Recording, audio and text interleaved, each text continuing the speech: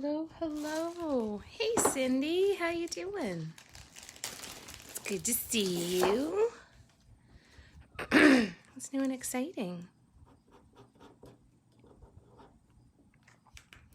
I just realized I bagged up all of these stones and I numbered them, but I've forgotten the number 5. So I just changed. I thought it said I had 10, but I only have 9 groups. LJ, you want to go back outside? I'm just going to let the cat back out 1 second. Come on, buddy. Then again, you got to move. Come on, LJ. Come on, LJ. Yeah. Good boy. You're a good puppy. You're a good puppy. You're a good puppy. Good boy. All right, sorry about that. One of the cats that doesn't usually come inside came inside with me, and I thought maybe he would come in and just kind of chill for a little while, but he was having none of it. He was ready to go back outside. So today we're just going to give a couple more minutes for more people to get here. Let everyone settle in, but I have 9 sets of stones. And we're going to talk a little bit about, hey Jade, we're going to talk a little bit about the project. We're going to talk about the assembly line process. We're going to talk about painting on really teeny tiny things. So let me show you.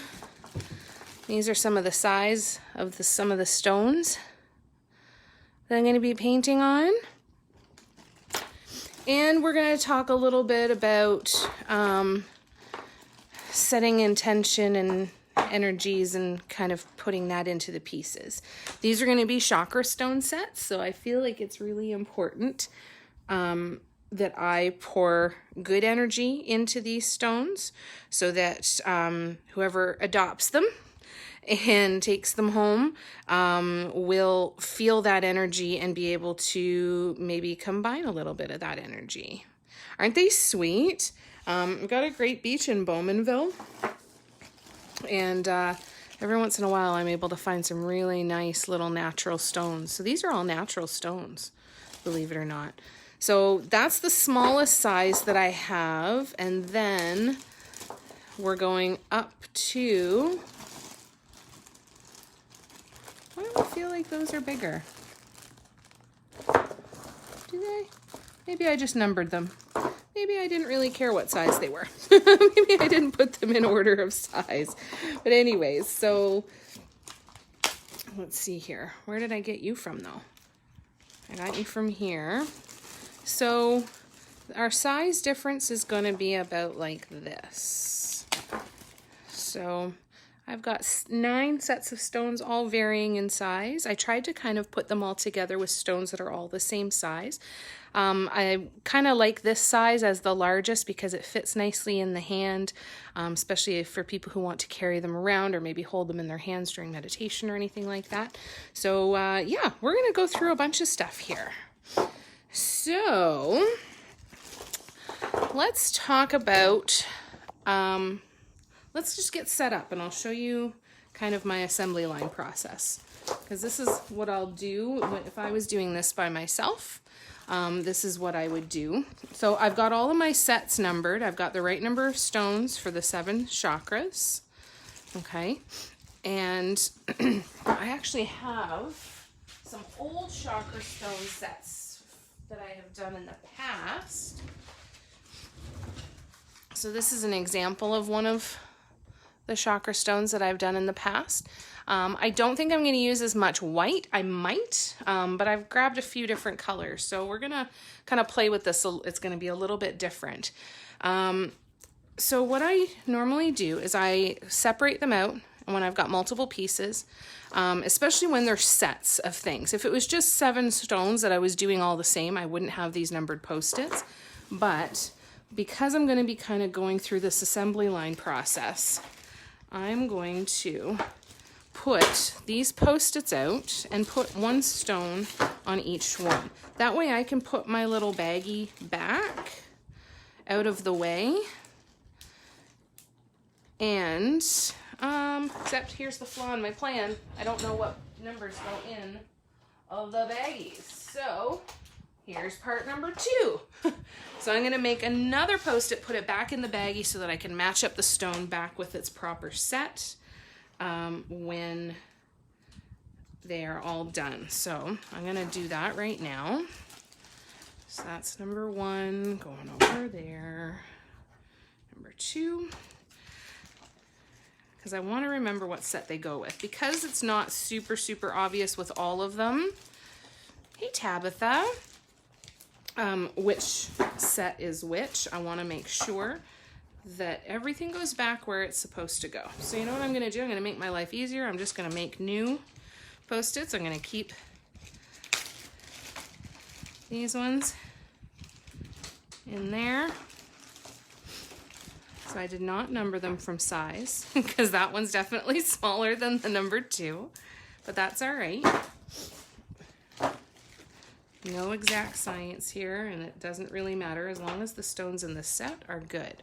So I want to be able to create 9 sets of chakra stones. So that is what I'm laying out here.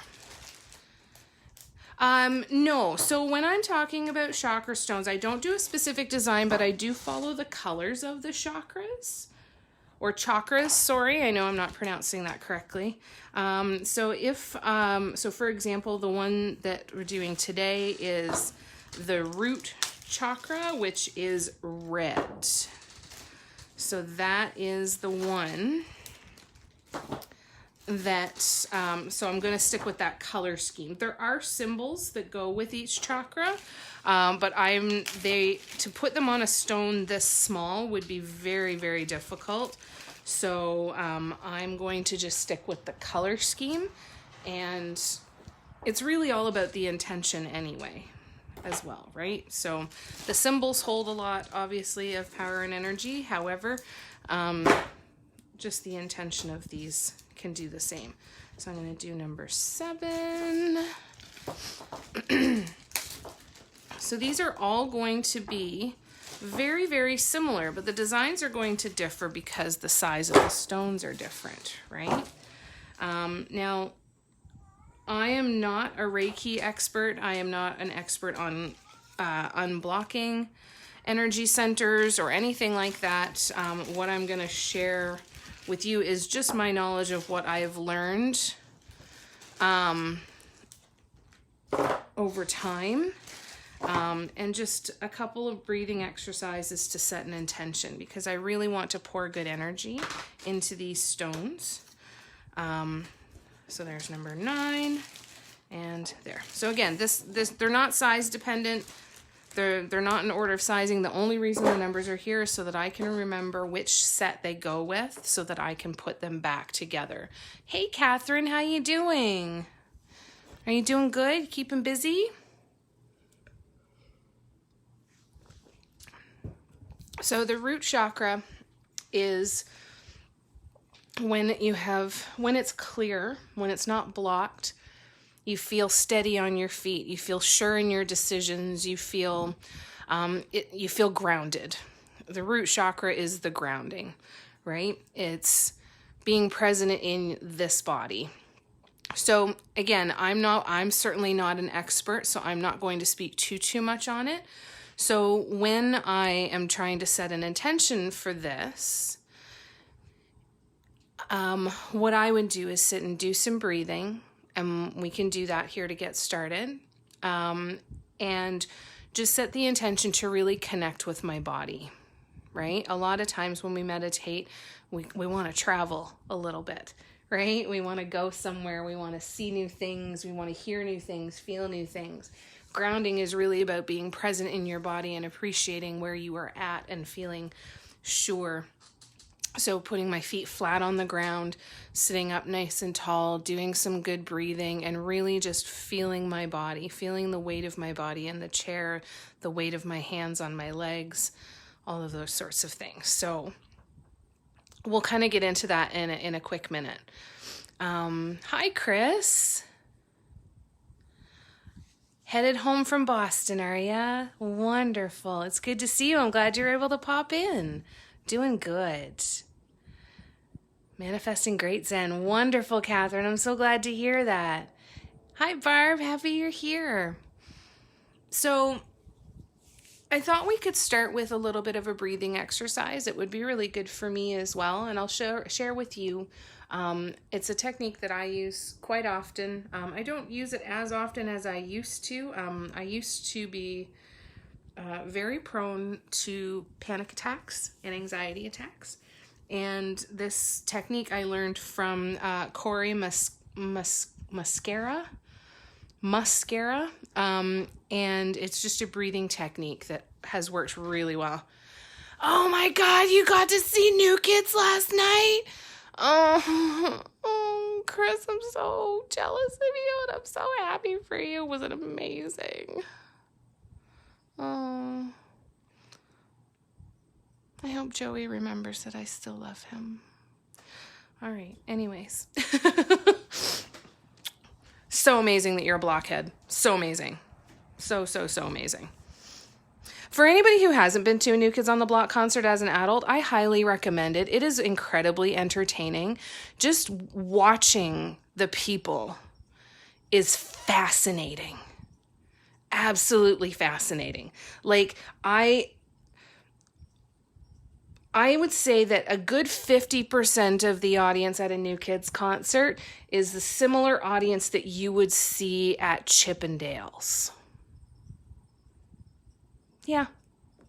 The other 50% are there and, are digging the music and the energy and the nostalgia and dancing and having fun and laughing and all of that. And the other 50% are what I would be... Yeah, I think it would be safe to say, just like going to Chippendales, going to the male strippers, Anyways, with that being said, let's ground for a minute. So this breathing exercise is one that I use quite often. Again, not as often as I used to, but it comes in very, very handy. And it helps me slow my breathing, and it helps me just slow my mind. So when my mind starts going like crazy, they did all of their songs and old ones. Oh, I'm so amazed. Oh, that's so wonderful, Chris. I'm so happy for you. That's so good. Oh, I miss concerts. I can't wait. Okay, so if you put your hand out in front of you, again, I learned this from Corey Muscara, and this really has helped me tremendously. You put your finger in the middle of your palm, and you breathe in through your nose for a count of 4, and as you breathe in, you move your finger to the end of your thumb.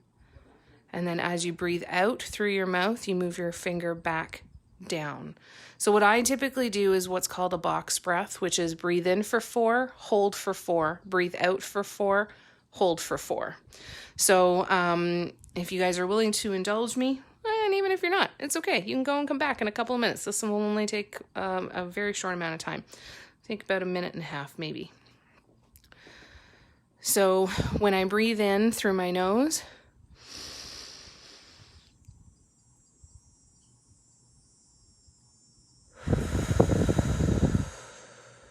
when I breathe out through my mouth, I blow out forcefully and sometimes even sigh.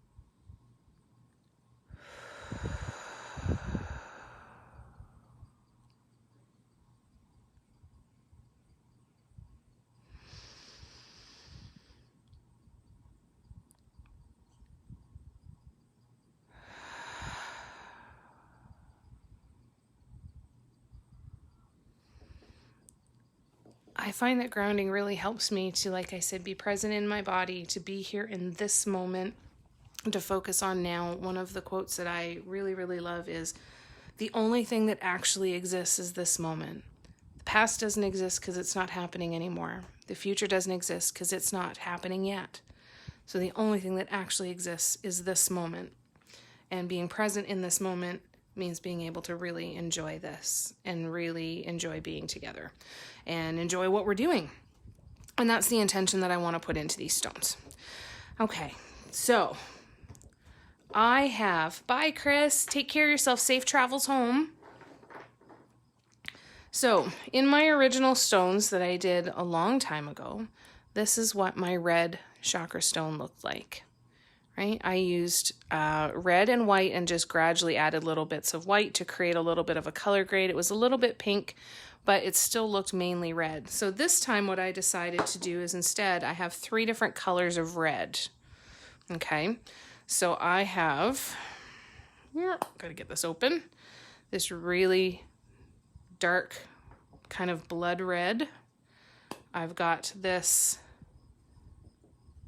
slightly lighter red, and then I have this bright red. Almost looks fluorescent orangey. So between those 3, I think that those will be really good options. And I might even just stick with these 2 and a little bit of white now that I'm looking at it. Yeah, I think I want to do that. So when it comes to setting up for a multiple piece. Okay, so there's a couple things that are really important. One is getting your colors all straightened out, making sure that you have mixed enough paint to do all of the things. If you are mixing custom colors especially, make sure that you mix more than enough, right? Because if you get to the end of a project and you're onto a piece and you're almost done it and you run out of paint, it can be it's possible to mix the same color again, but it's definitely not easy, right? So keep that in mind. Now I again had used white before. This time I think I'm going to keep the white there in case I want to use it, but I'm also going to use this really glittery gold. Okay. So those are going to be the colors that I'm going to use to create similar designs to this. Now, each one is going to be a little bit different, but I'm going to use the assembly line process so that I'm not constantly changing back and forth between tools and paint colors and everything when I'm basically creating a similar design. They're going to vary a little bit, but only really because of the size and how far I can go with them, right? Like this little stone is going to be finished significantly earlier than this stone is going to be finished. Right? So just kind of moving that along, or you can change the sizes as well, but I like to take the same design and make the bigger stones just that little bit more intricate and keep them really nice and tiny, detail and delicate. So we're not going to get into a lot of top dots today. We might get into some, but this is more about just laying out the project and how we're going to get through it. So the first thing I'm going to do is I'm going to figure out what color I want my center dot to be. And I want my center dot on all of my stones to be the darkest of the reds. So I'm going to try and pull this down here. So what I'm going to do is I'm going to lay the center dot on all 9 of these stones. And then I will go back and start doing the next row on the next row and the next row and the next row on all of the stones, and keeping hopefully the same size tools and the same colors being used at all times. Now this little pot doesn't like to open very well. Okay, there we go. So I am going to do, the only difference that I'm going to do, I am going to do a slightly, no, actually I'm not. I'm going to do the exact same size center dot for all of them.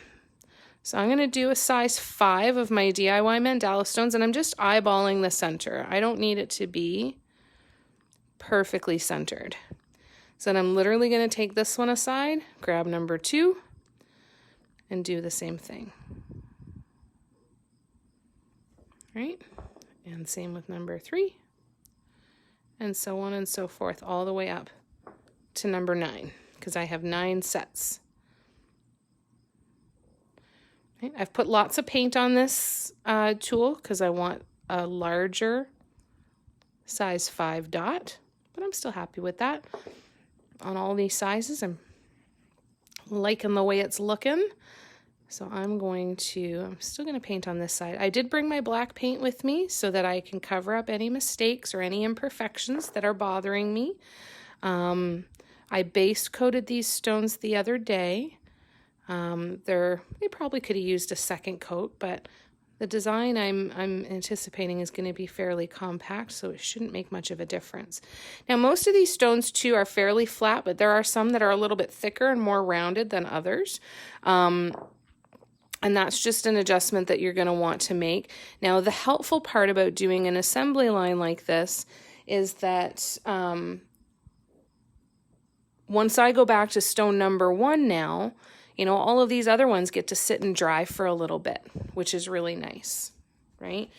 They get to sit and dry, and that should help as we move forward, especially when we start doing parts of the design that take a longer amount of time, right? So, for example, on these stones here, I might do one. You don't have to do them in the same order. So once I get around to this edge, I might do these ones first so that I can put them down, let them dry while I'm painting all of the others, and then come back to them. So you can mix up your order depending on how you want to kind of move that stuff around. So I'm going to go to the gold and do a very tiny row of gold dots. Oops, this paint does not like to stay on this tool. There we go. So very, very tiny. Now this row I might make a little bit bigger on the other stones, but so far I think my paint needs a stir. Hold on a second. That might be the issue. It was a brand new bottle of paint, so I might not have shook it enough before putting it in there. It was a little, when it's kind of seems like it's separated a little bit and it gets that clear liquid on the top, we got to mix that back in. And we go from there. So throughout this entire thing, when we're setting an intention of what we want to kind of put into the piece and the energy that we want to put into the piece, it's really important to, be aware and deliberate with the thoughts that you're thinking and the words that you're saying or what you're listening to in the background, right?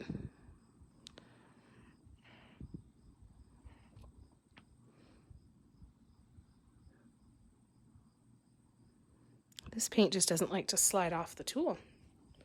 That's all right. We'll make it work. So let me actually zoom in a little bit. Is that a little bit better? So this is how tiny. Sorry about my nails. I had one nail, it broke really far down, and I've been trying to kind of get them back to normal, but it's not working the best.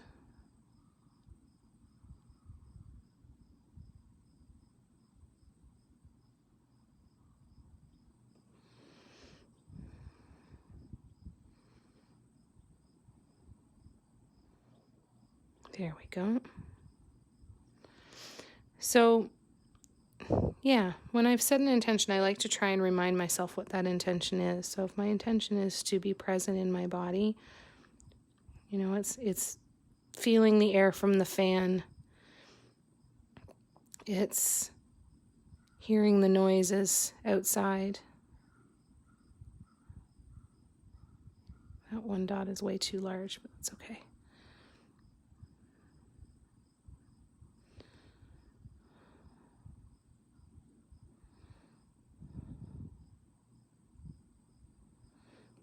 Right? Hearing the noises from outside, paying attention to my breath.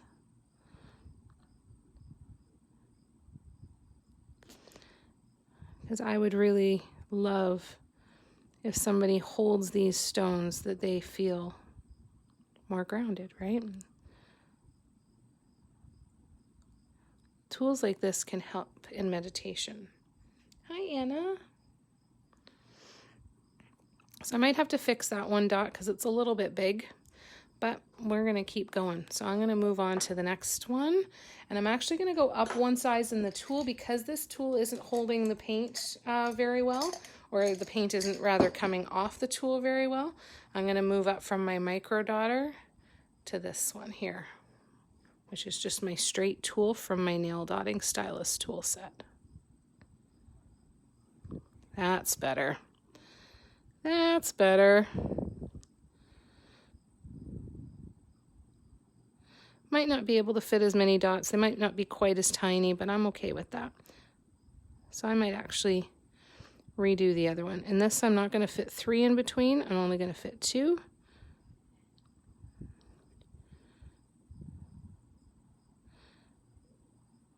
Once you get it down, then it's a nice little assembly line, right? Now I can go and grab all of my stones and just keep doing this row of gold dots as we go. A lot of thunder this evening. Oh, love a good thunderstorm. That's awesome.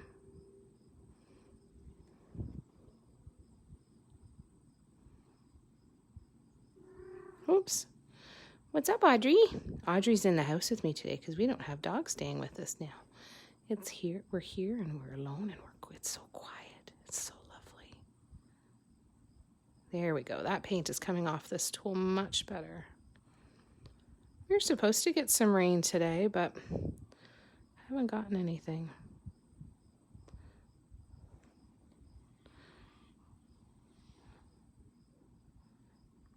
I'd be happy if it holds off for a little bit.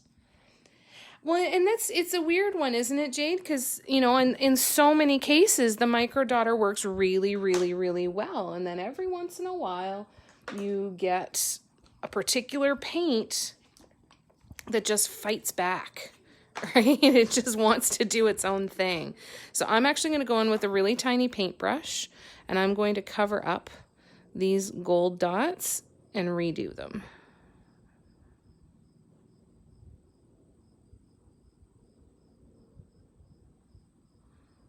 And redo them after this dries.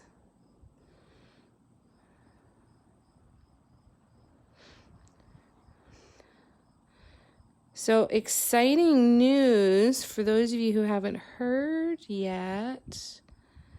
I am ordering my cell phone signal booster here in the next couple of days. So that should mean that by next week I can start going live from out in the camper. I'm so excited. And then I can go live a lot more. So I'm super, super pumped about that. And I can't wait to spend more time with you guys. So I'm going to come back to this one. Okay. I have a free view with my house so I can see everything from the sky. Oh, that's amazing, Anna. That's wonderful. That's so cool. All right, here we go.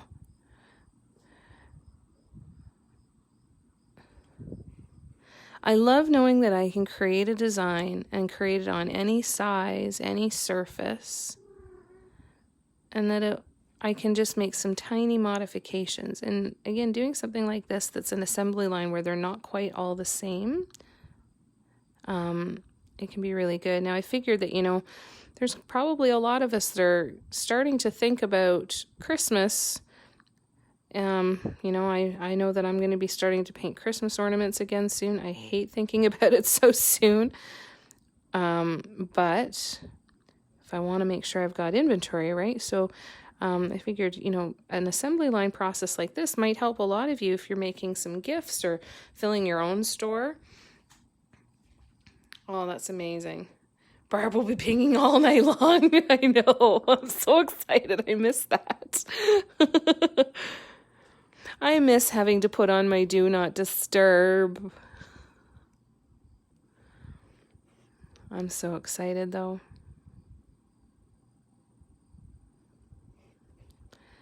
I can't wait. So for now, I am enjoying this time in here with you guys, and then I can start getting excited about all that's to come. We got lots coming.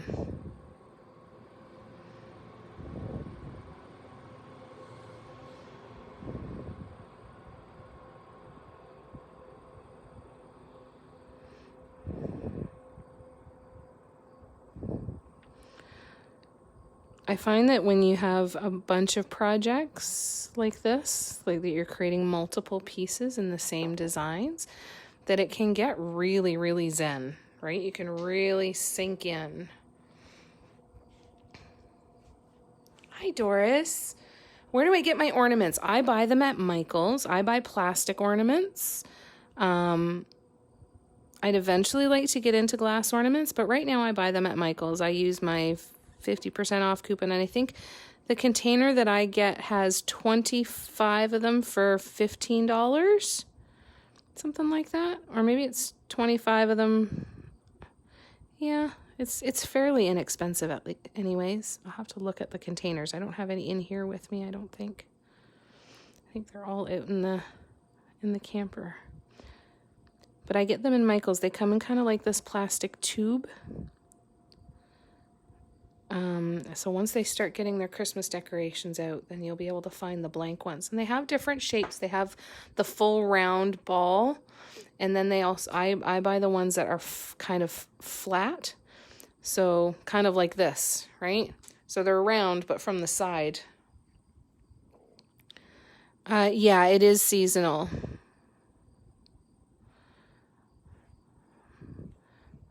I think they will start showing up in the stores pretty soon. You might be able to order them online too, Doris, if they don't have them in the stores right now. I'm not 100% sure, but you could take a peek on the website and see. All kinds of stuff usually available online that's not always available in store, right?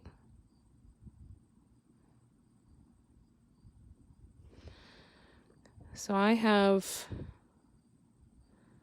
about 150 ornaments because I bought a whole bunch at the end of the season last year. So I got some work to do. So I'm going to be doing this assembly line process with that as well. And although these are the chakra sets, so that, you know, setting that intention to stay grounded and in touch with your body and all of that, staying present in the moment. It's nice to set an intention like that for anything that you do, anything that you paint, right? Our energy is going to go into whatever it is that we're creating.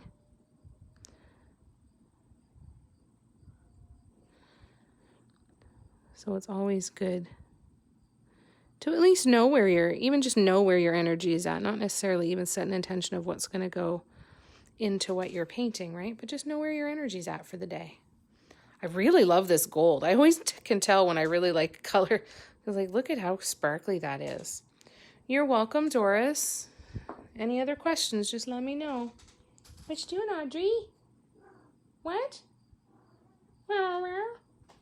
What? You want to say hello? What are you doing? No, she doesn't want to say hello. She's not nice. She's not in a great mood today. Not that she's ever in a great mood. I have been able to keep her hoodie off her for the last couple of days, though, which she has been very happy about. But yeah, so one of the things that I tend to struggle with is this feeling that everything I make needs to be unique, right? It needs to be one of a kind. Like I paint an ornament and that ornament can never exist again for the rest of time.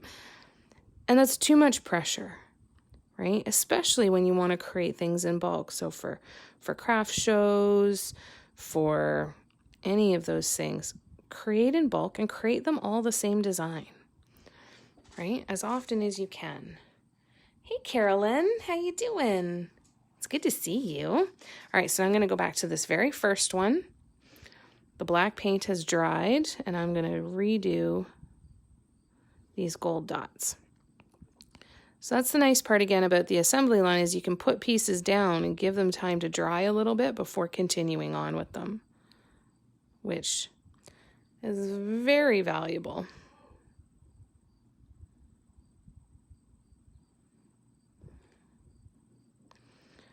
when you're painting on something this tiny, it really is up to you if you want to do the same design on the tiny ones as you do on the larger ones, because it can translate a bunch of ways, right? So now we are on to number 2. So this time I am going to go with the bright red. My plan is to use this bright red as a top dot. So let's test this out. That center dot is dry already. So let's test out what the bright red is going to look like as a top dot. I think that's going to look like it's glowing. Really cool. All right, so we're going to let that sit and we'll see what it looks like. And if we don't like it, I can always redo it, right? You're doing really good. I'm so glad to hear that. Everything is going great. Everything is going great.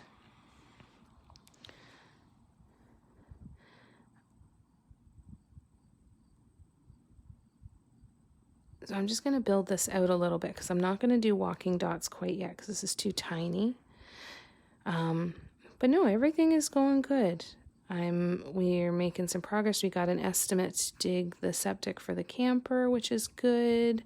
So we should be able to do that hopefully soon. I'm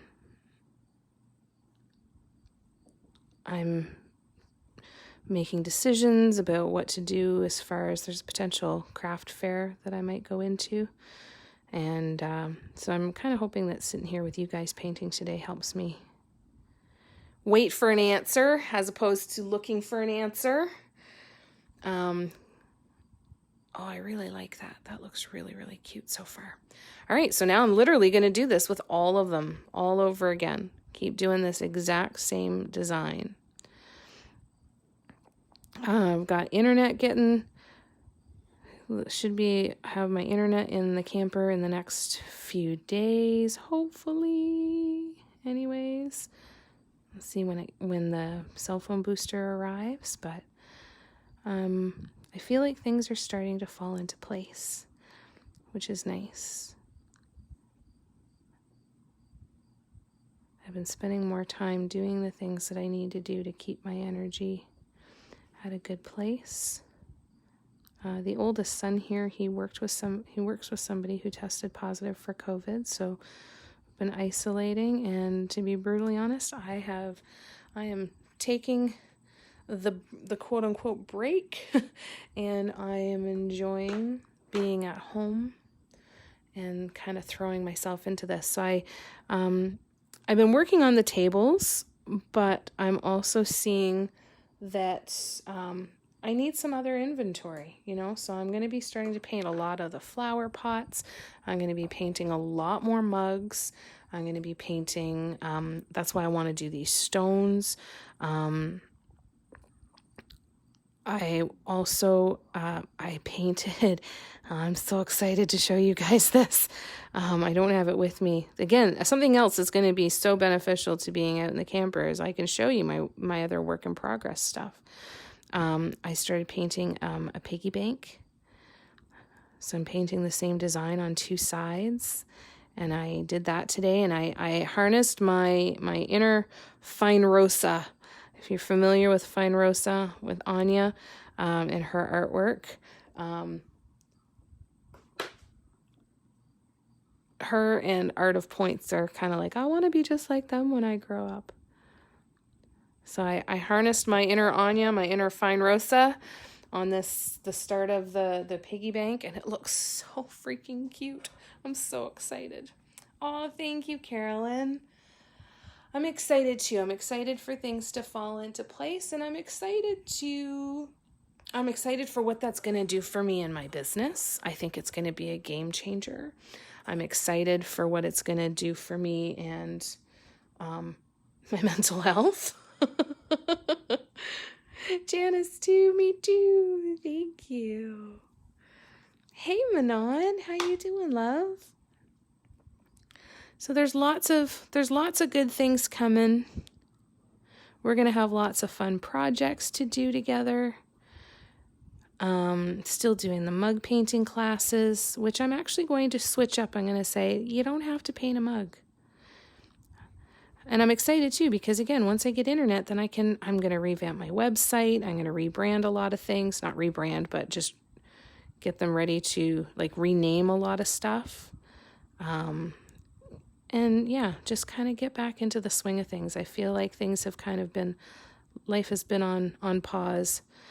So I've been enjoying the break, enjoying the time at home, enjoying throwing myself into this, and enjoying taking some time to just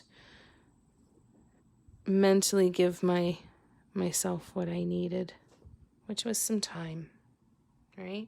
I'm doing good, Manon. How are you? Are you doing good? And you know what, Carolyn? I think that's a really good way to look at it. Everything has fallen into place, right? It's all starting to come together. There's a couple little, and I've come to the realization that the things that have not fallen into place are my own doing, right? I know exactly why the quote-unquote problems are there. I know exactly where that's coming from. I understand what it means energetically for me. Because I do believe that you attract what you are projecting. And I have been projecting a lot of fear, a lot of scarcity, a lot of lack. And so I'm spending a lot of time to not really do that, to try and kind of be deliberate with those thoughts. Oh, Manon, I'm so sorry to hear that. I'm sending you so much love.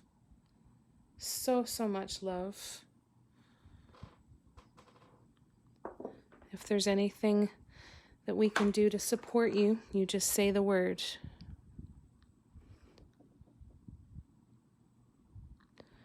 So there's lots of cool stuff coming, and spending time doing projects like this where you can really sink in, right? For doing the exact same thing for a bit more of an extended period of time, like doing this row of red dots, right?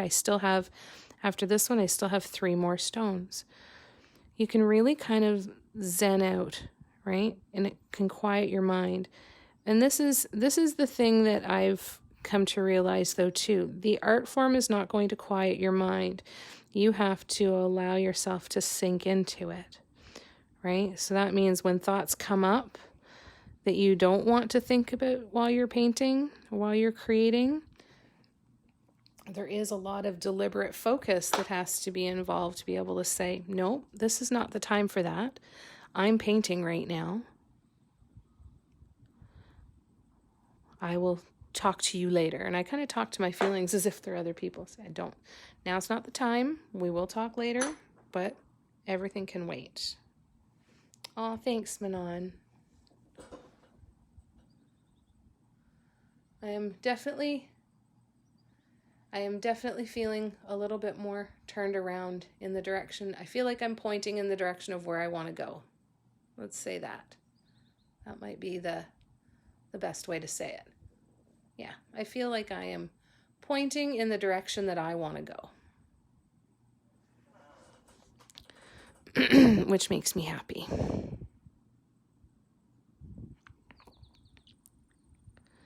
Because I got shit to do, you guys. I got so much stuff I want to do.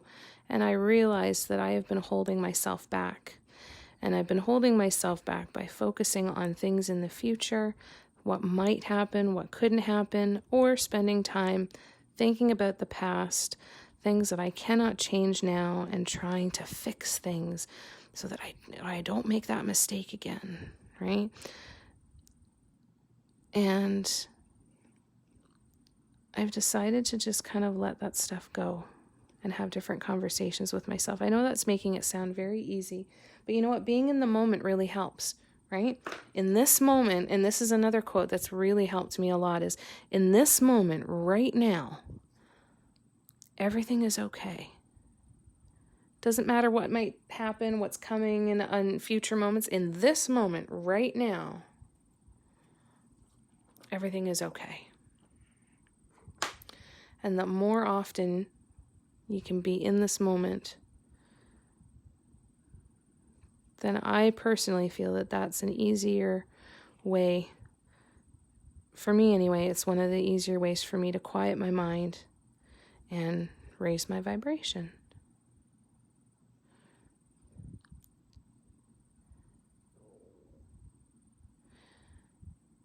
Hey Jan, how you doing? How's puppy sitting?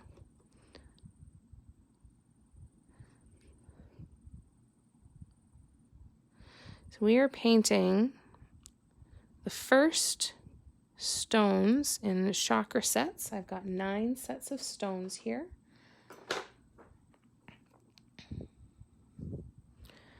And I'm doing just a couple different shades of red. A nice, really dark, dark red, and then this bright, bright, bright red. And we're doing the same design on all of the 9 stones. He's snoring on the couch. Wonderful. That's so good. Hope he's just chilling and enjoying, having a good sleep. All right, here we go. It's noisy outside today. Streets are busy today. Oh, lots of four-wheelers.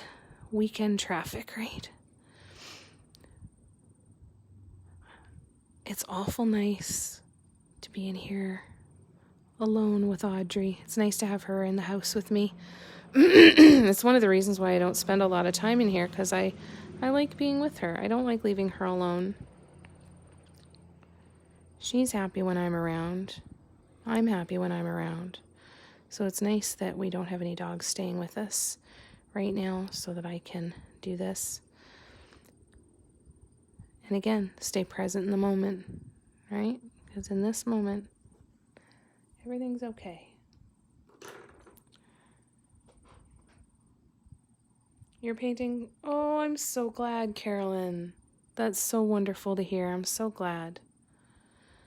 Sometimes I worry, especially when I zone out, especially on these ones that are tutorials, right? It's one thing if I'm zoning out on a video or anything like that. Okay, so this bright red isn't very, it must be more translucent. So I'm actually going to go back over this with the center dot color. Red is a really hard one like that. So you know what? Actually, I'm totally lied. I'm going to go to this red and see what this one looks like. We're going to try something different here. And this happens sometimes too, right? This is the problem you get when you are like me and you don't test your paint colors before you start your project. But that's okay. This is still going to be fine. We'll see if this one's any better. I'll just go over these quickly.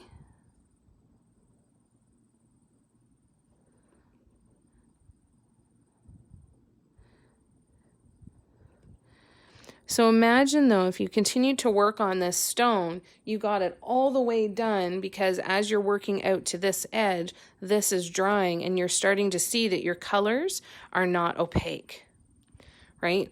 From personal experience, I can tell you that's incredibly frustrating. I think it's still going to be good for a top dot, just to give a little bit of dimension, but it's incredibly frustrating. So there's a couple different options when you find that your paint is a little too transparent. One is switch to a different paint.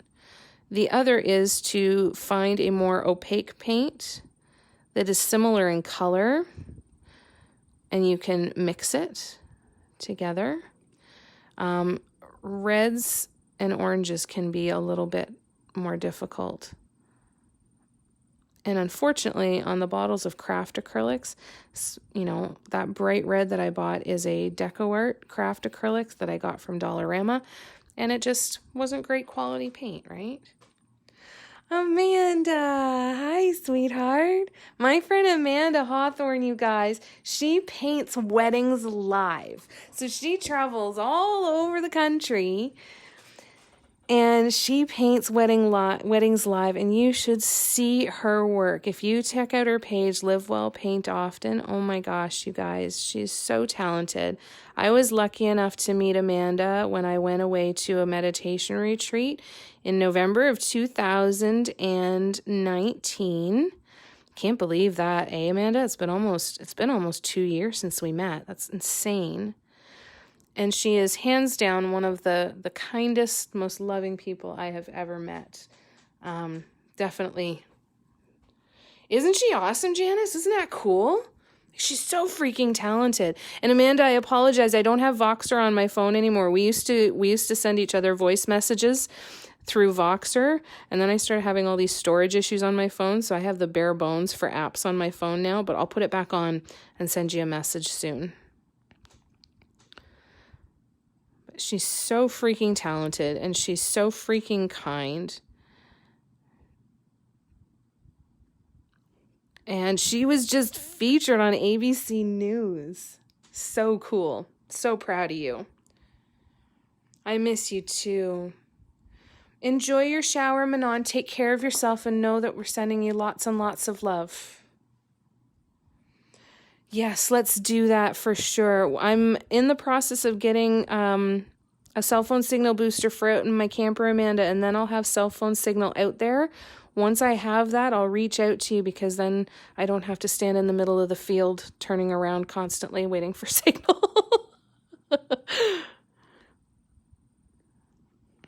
Voxer's a really cool app too, you guys, where you can just send these voice messages back and forth, and it's so incredibly convenient. It's a really cool app, and I would love to catch up. I want to hear all about everything that the last year has brought for you. So many exciting things. She bought her first house.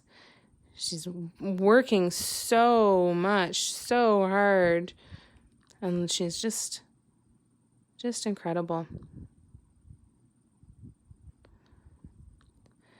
So let's go back to the translucent red paint. So craft acrylics, because they aren't great quality to begin with, you're always going to run the risk that they're not going to be super opaque. Okay. If you go up to like your Liquitex Basics, or even your Artist Loft ones, the heavier bodied paints, they will tell you on the bottles whether they are transparent, translucent, or opaque. But on these craft acrylic bottles, it's kind of a crapshoot, right? So what I could do is I could find another red that's similar to that bright red and almost use the bright red to brighten up another color, right? Aw, thanks, Amanda. I love you. Sending you huge hugs. I look forward to talking to you real soon. So make sure that you just kind of keep that in mind, and all is not lost. If you have a translucent paint, you don't have to scrap it and pitch it. You can always use it with another paint, but it is going to affect the opacity a little bit.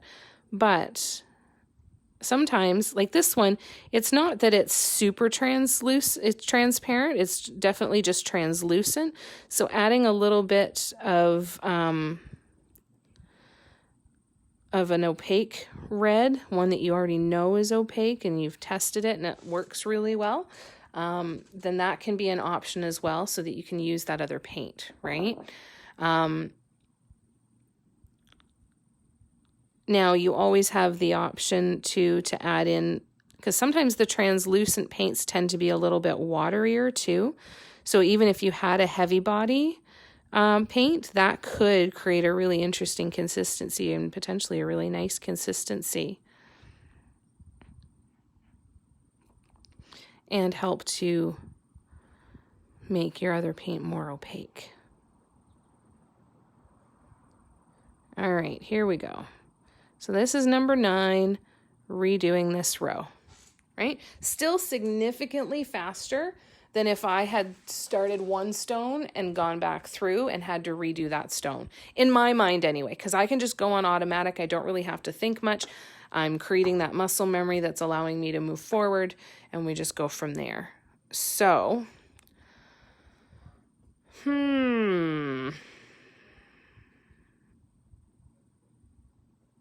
what am I going to do now?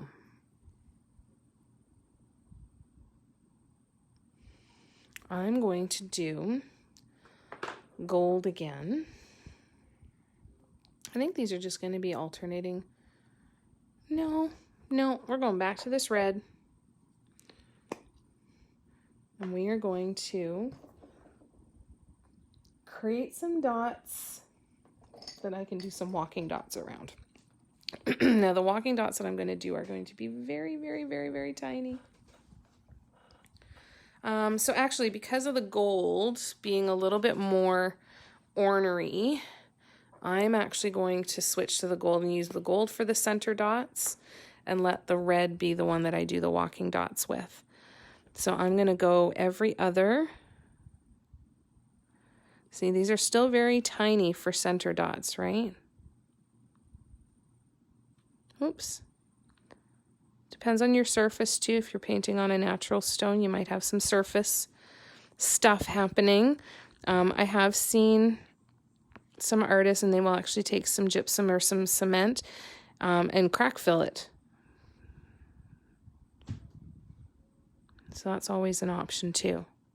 What are you doing, Audrey?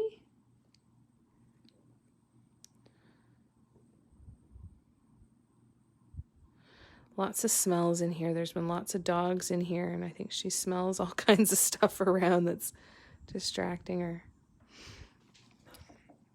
So I'm not going to start the walking dots yet. I'm literally just going to go back through all 9 of my stones and do all of those gold dots.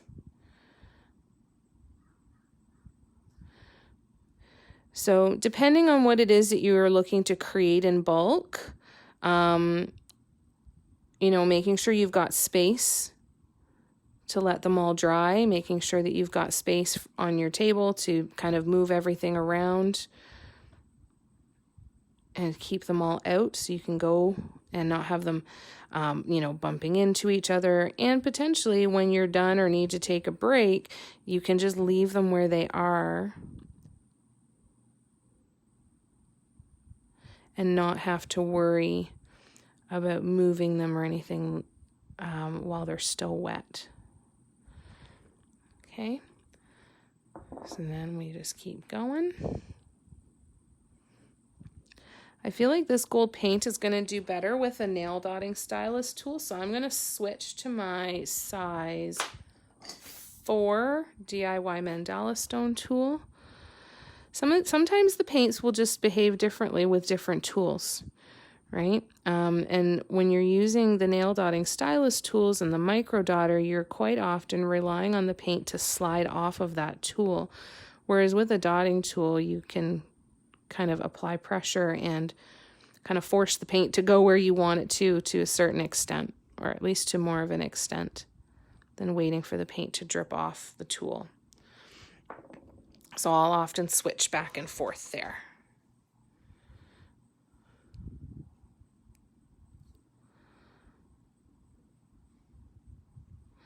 And if you get to the smaller stones, you can always go smaller in your tool size.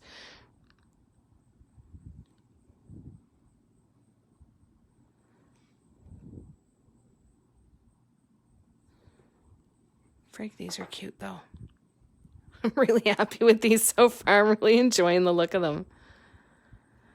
I think I'm going to have to use this gold with all of the colors, because I'm thinking this gold with purple, this gold with magenta, or sorry, yeah, I guess magenta would be the color.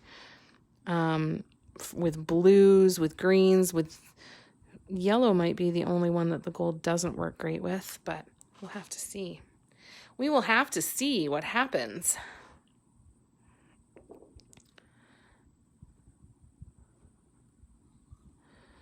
So making sure that you've mixed enough paint so that you, especially if you're using custom colors. If you're not using custom colors, if you're using straight out of the bottle like I am, then you can get away with putting out a little less paint and then topping up your palette or your paint pots as you go. If you use a palette, I'd highly recommend having a wet paper towel to put over top of the little pots on your palette. Oh my God, I love this. This is so cute. Anyway, so a wet paper towel to put over the little pots on your palette that you're not currently using. If you do that, then that will help keep your paints from drying out, especially when you're spending so much time on one color, right? I'm spending more time on one color than I potentially would if I was just painting one stone start to finish. I'd be going back and forth between my different colors, right? So when I'm spending a lot of time with just one color, I want to cover the other ones to make sure that they're not going to dry out on me, right? So I used to use, when I use the palettes, I use little squares of wet paper towel, and then I'll even wrap the little palette in saran wrap and or tin foil, keeping the wet paper towel over the little pots on the palette when I wrap them up. And that will usually keep those paints good so you can come back even a day later and use more of that same color without having to remix or repour.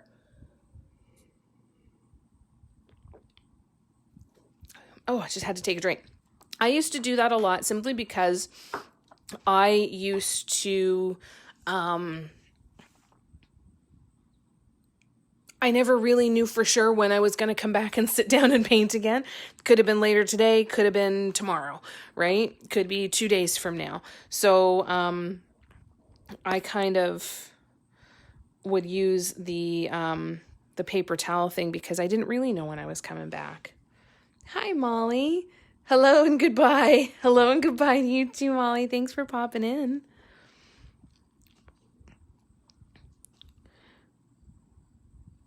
Molly is absolutely killing it with her business. So proud of her. She's working so hard. And she is creating just spectacular works of art. She's mallrocks.co on TikTok and mallrocks on Instagram if you're not already following her. Those of us that already know and love Molly are already there, but if you are looking for another artist to follow, highly recommend her. Never mind the fact that she is just the sweetest, right? So there's those little teeny tiny. So see how much better this particular paint works on this micro dotter than the gold did. So that gold was just a little bit too ornery to use this tool because this red is working really well and it's giving me lots of nice teeny tiny dots. Here, let's get in nice and close to my disgusting fingers. Bye, Molly. I wasn't sure if you were still there, so you're welcome. Have a good day.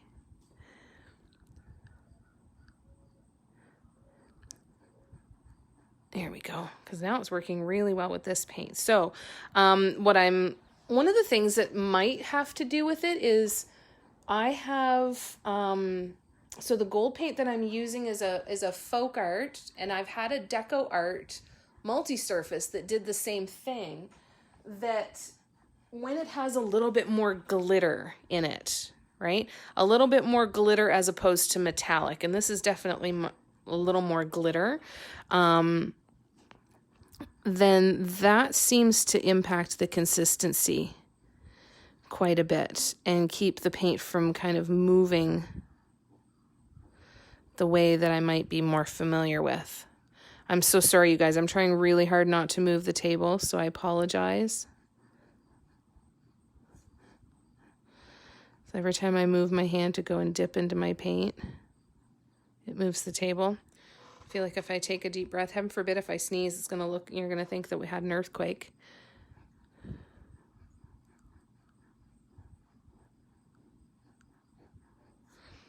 So I'm really happy with how these little tiny dots are coming out. once I've got this row done, I'm going to zoom out and show you how big this actually is, because this is one of the smaller stones. I would say it's not even the size of a quarter. Kind of like between a quarter and a nickel, the size of this stone. Okay, so there's that up close. And then when we zoom out, we see how little teeny tiny it is. And it fits just a little bitty one. It's so cute. Oh my God. Oh my God. So when I'm looking at this small design now, right, I'm going to keep doing these walking dots on all of my stones, right? So I've got 8 more stones to do the walking dots on. Now, the thing that I'm already starting to think of though is, okay, so I can't do a second row of walking dots because it's going to be really tight in here. And when you're squishing in the same color, it can kind of sometimes almost blur the design a little bit, right? That negative space can really help with that and having that space in between. So what I'm thinking I'm going to do instead is we're going to do something else in there, maybe swoops. I'm not really sure, but we're going to do something else in there, but it's not going to be a second row of walking dots. So now I'm going to zoom back in and we'll start on the walking dots here.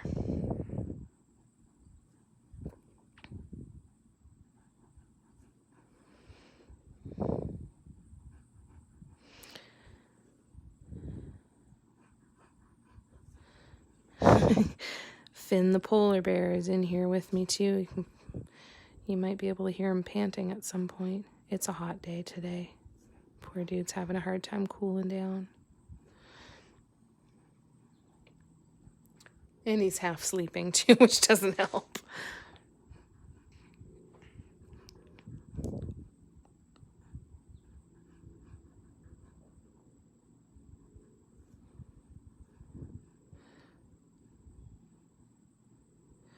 Sometimes it's interesting to try and paint through the camera as opposed to looking at your hands. It's weird.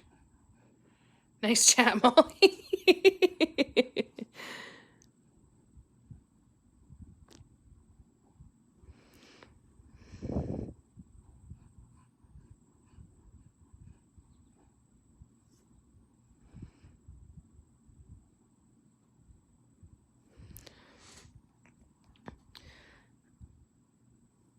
Now you might find that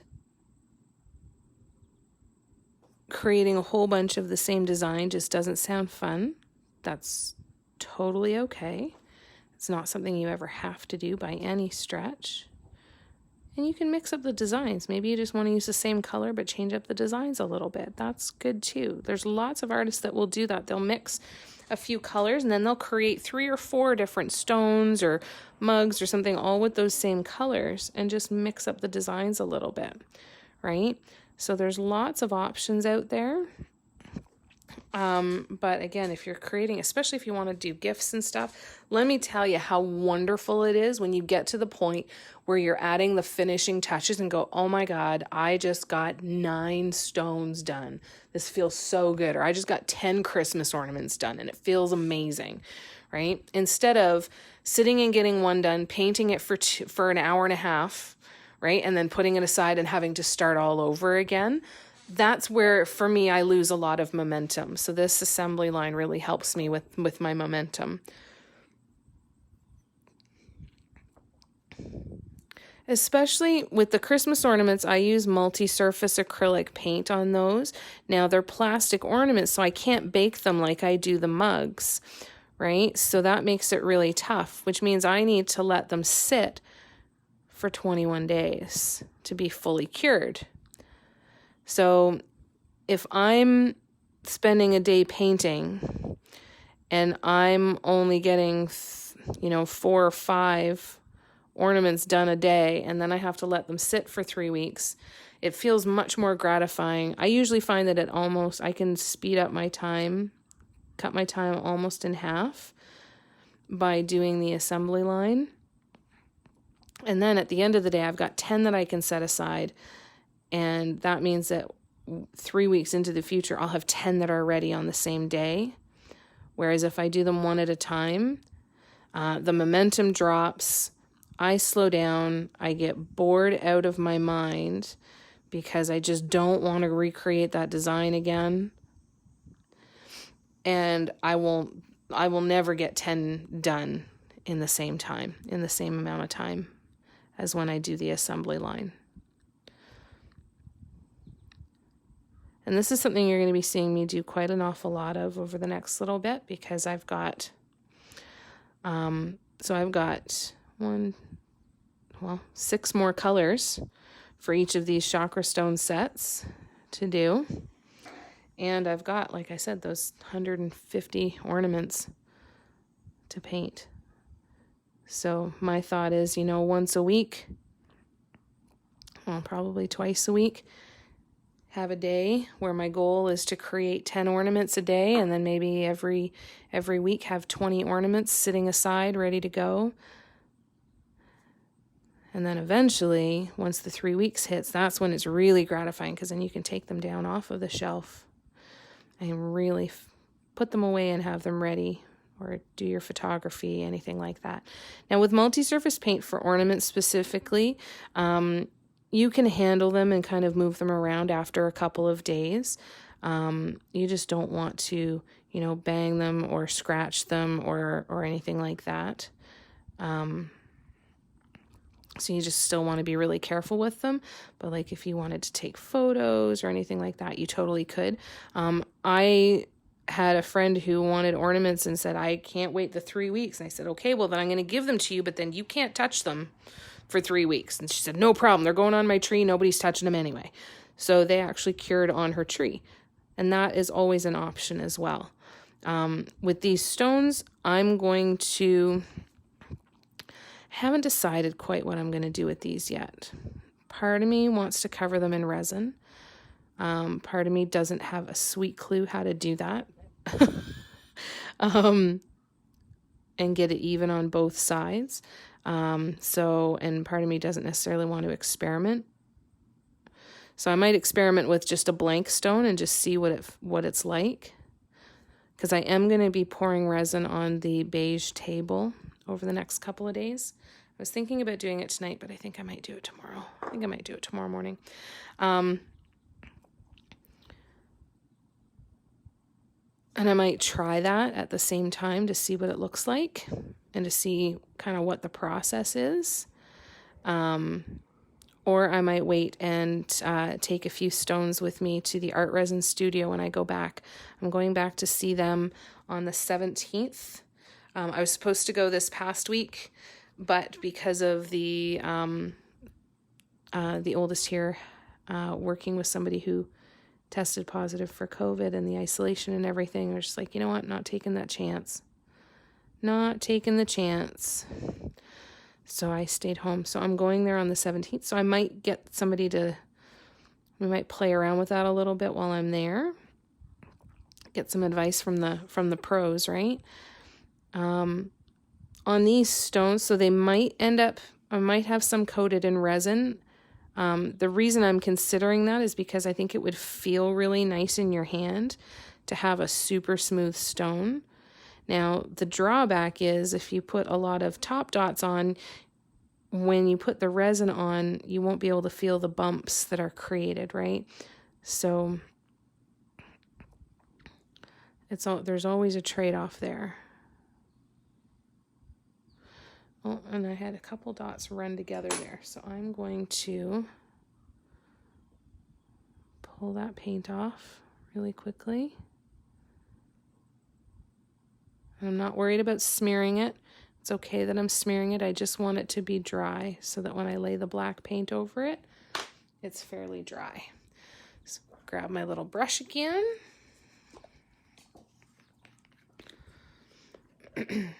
So as you can see, this one is significantly larger than the other stones. So this one I'm going to have some extra stuff to do. And so as we move along the assembly line, when we're painting things that are different sizes, you're going to have some that get finished before others, which, again, I also kind of find really gratifying. I just found a little smudge on the end, so I'm just going to paint it black while I've got my brush out.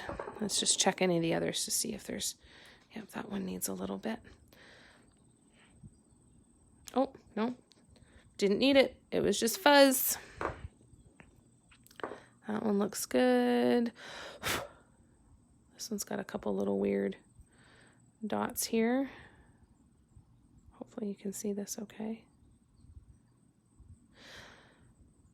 So one thing to be super aware of is when you are creating in bulk, make sure that you've got everything you need with you, right?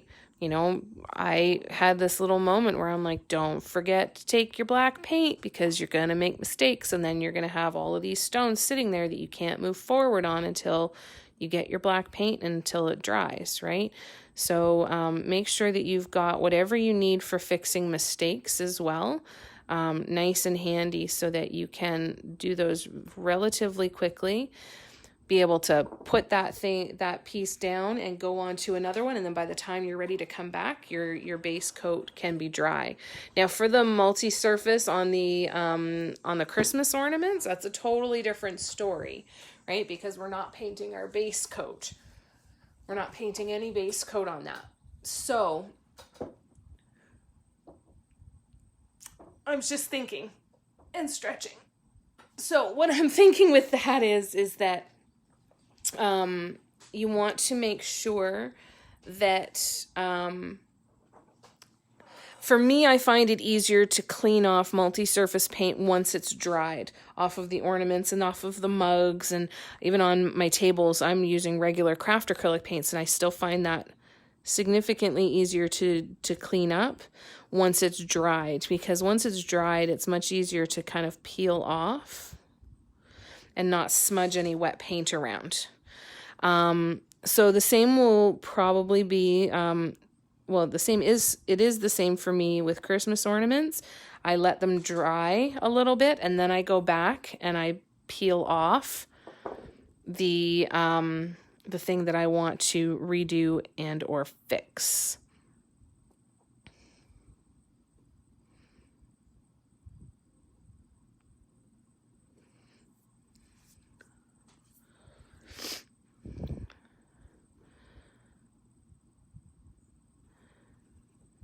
So keep that in mind too, just making sure that you've got what you need to be able to do your fixes. And again, the space to let things sit and dry while you're working on the other pieces, because, you know, a mistake on an ornament can be drying while you're painting the other ones. And then by the time you get back to it, it's dry enough to peel it right off. Peel that mistake right off. Oops, sorry guys. I'm trying really hard not to shake the table, and I don't think I'm doing a great job. Up super close doesn't help either, though, I think.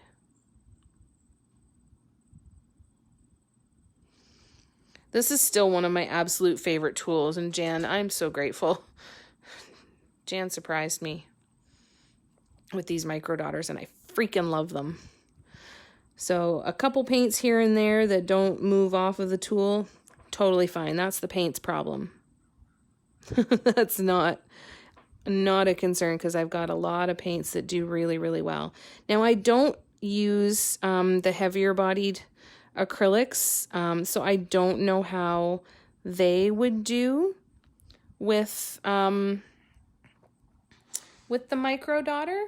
And someday that's something I want to try, but I'm not really sure when that's going to be. Now, the heavier bodied acrylics, when you mix them with some pouring medium, you can get the plumpier dots that are more raised, and you can feel them more, right? On mine, I use the matte acrylics, so they dry fairly flat. You have to put quite a few layers on before you can start to feel that. But I kind of like that as well, right? Because then on the spots where I do top dots, you can really feel the difference between the spots where the bumps are and the spot where it's nice and flat.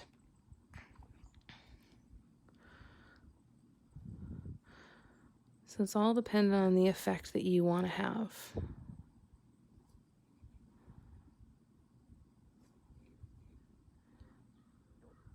Now, once I'm done these walking dots, you guys, I'm going to just stand up and stretch for a quick second. My back has been a little, the word I usually use, it's a little fucky. So it's just, I need to get up and stretch for a second once we're done these walking dots. So I've got 3 more stones, including this one, to do the walking dots. And then I'm going to zoom out too while I'm stretching and show you kind of how the little assembly line looks now with all of these stones that have this much done.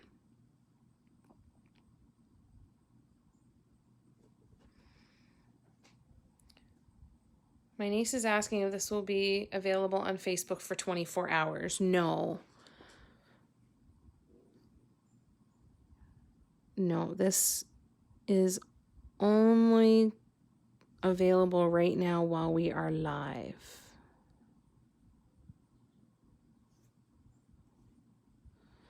I do want to find that setting, though, that allows them to be up for 24 hours and then have them automatically taken down.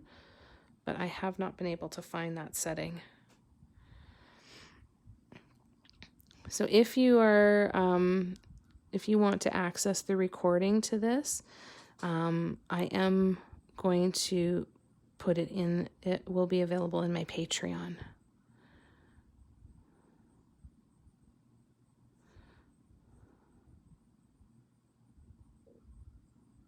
Good question, though.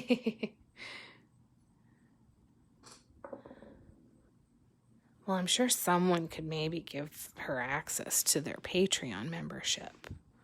Maybe.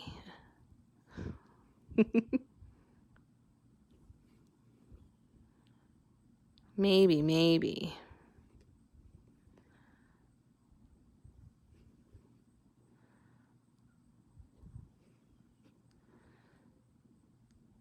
All right. Every time I paint with red, people usually ask me, how I hurt myself, because I usually wipe my tools off on my hand, so it looks like I'm all bloody.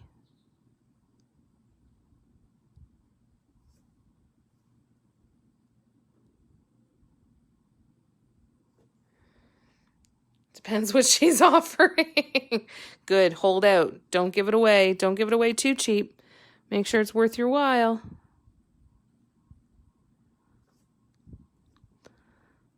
Lots of currencies, not just cash, right? Lots of currencies out there. She finds one of your currencies, could work to your advantage.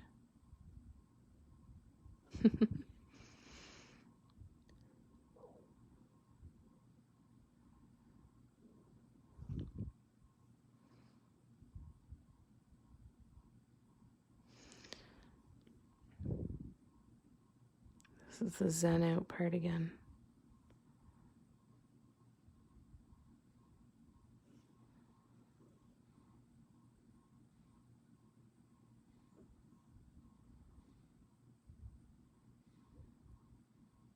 There we go.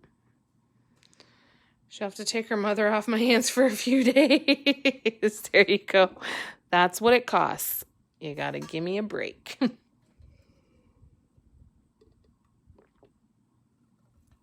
Sorry, I just had to take a sip of my pop there.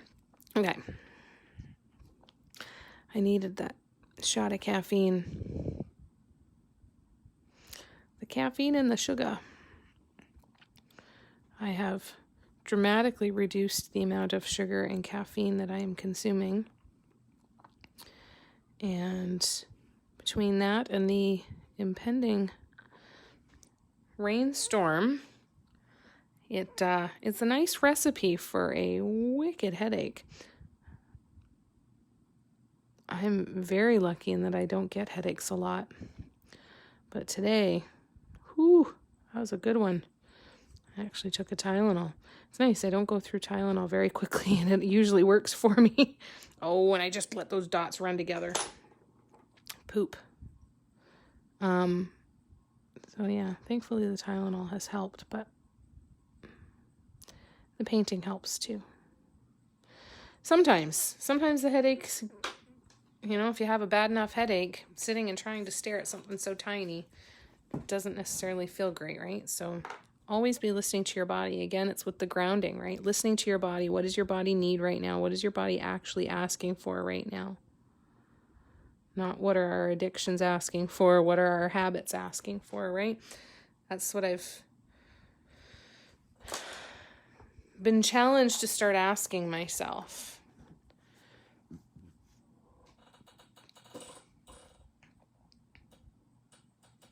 Jerry Lynn, hi. How you doing? I don't know. Am I losing signals?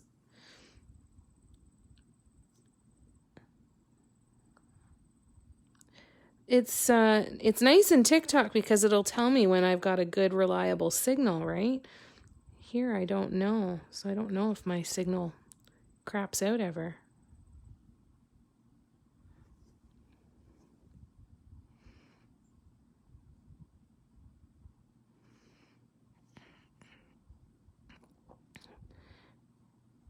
Jerry Lynn, you and I should do a joint live someday when you're painting. Wouldn't that be fun? Or when you're blowing glass. Whoop. Sorry, that was super shaky. You think it's you? Problem child, aren't you? That'd be fun, eh?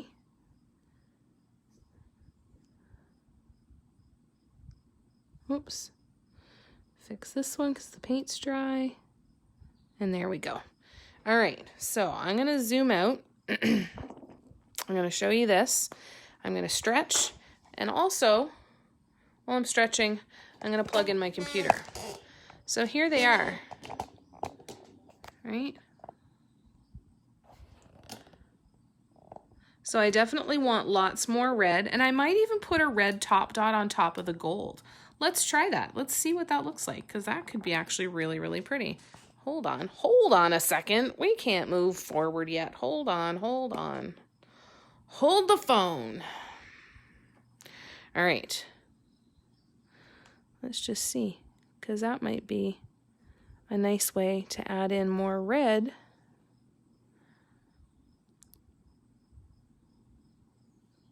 Oops.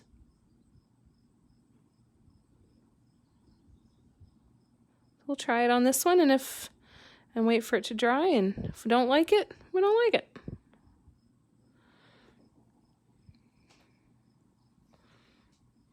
Yeah, I'm not sure. I'm going to try it on the big one too. Just 'cause. Try it on a couple of them. Not 100% sure that it was a great idea. Now, when it comes to these top dots, if I don't like them, I will just go back over in gold and it'll just be a more plumpy dot. All right, well, let's see how this looks once it dries a bit.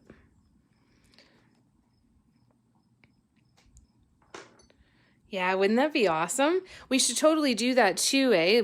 Barb's suggestion was, take the same colors and just work with the same colors and maybe even on the same kind of surface or different surfaces and see what you create with different colors and stuff, right?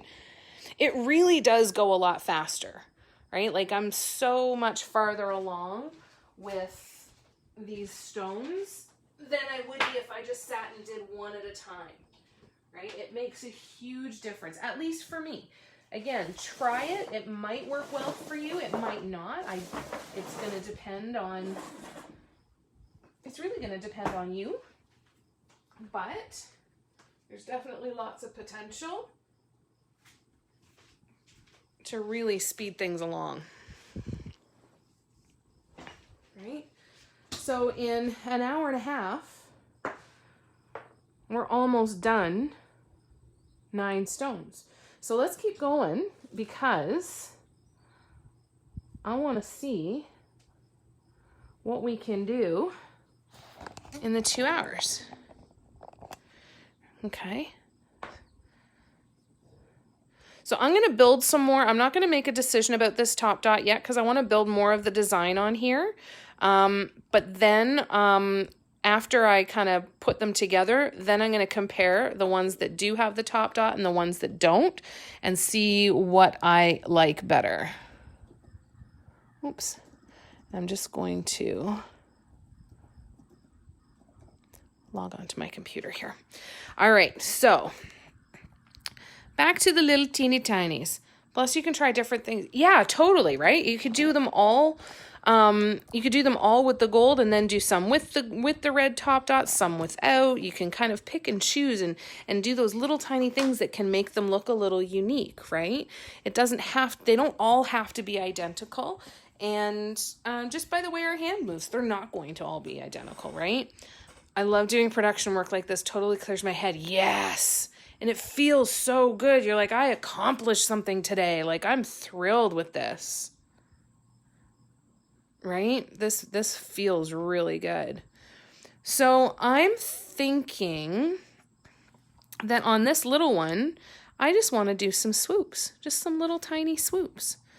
Well, not super tiny, but tiny. So I'm going to take my red and I'm going to, nope.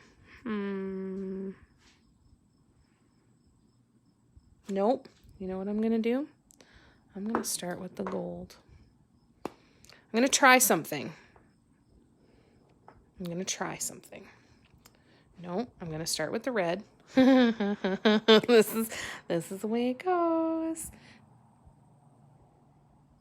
Did I tell you the amazing color combo I stumbled across? No. What is it? What is it? A top dot for copper. Yeah. Oh, that would have been a really hard one to figure out. What did you come up with?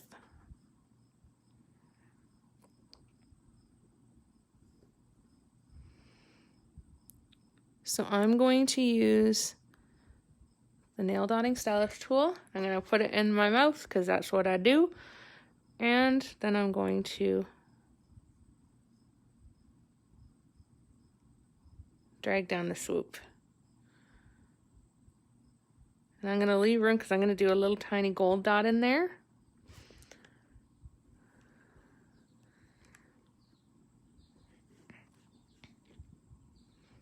Oh, and this is not straight.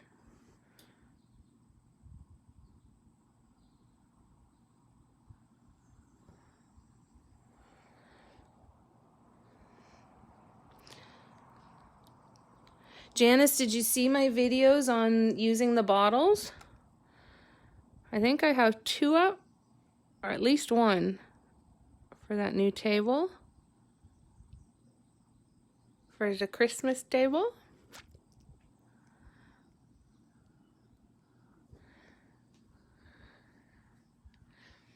Rose gold on top of copper. Ooh.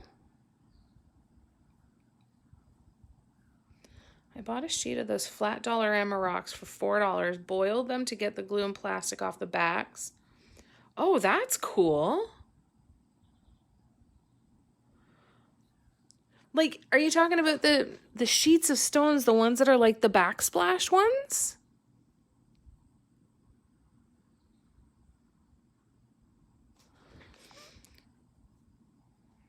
Oh, good. I'm glad you saw them, Janice. Good. Good. It's coming along nicely. I'm about to start doing some more. So there's going to some more of the bottle work. So there'll be more videos coming soon.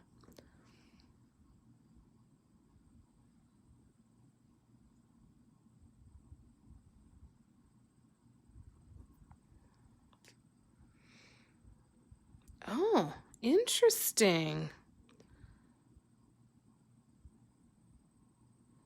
I'm going to have to look next time I go.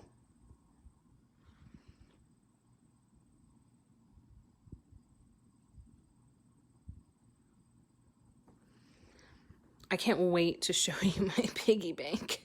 It looks so cute. I've done one side.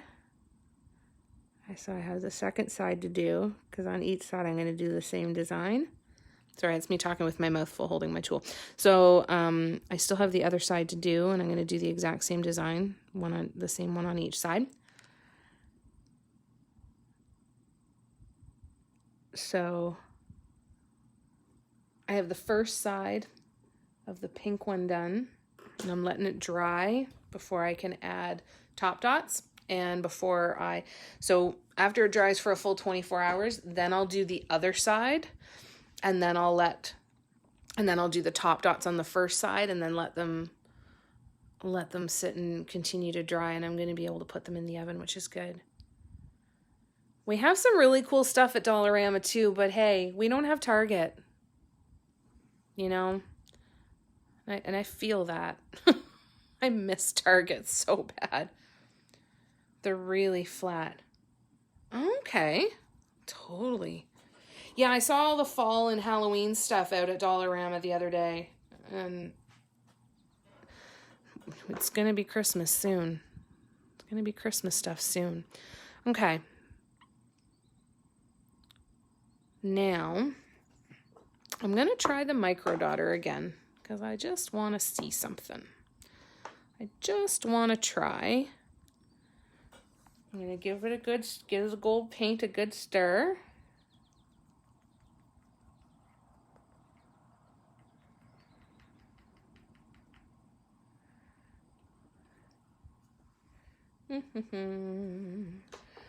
Oh, sorry, I'm still zoomed in. You couldn't see that. So that's the gold paint. See how it's really glittery?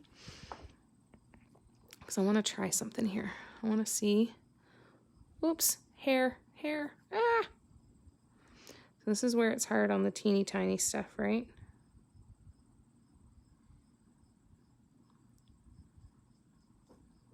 That's not enough, is it?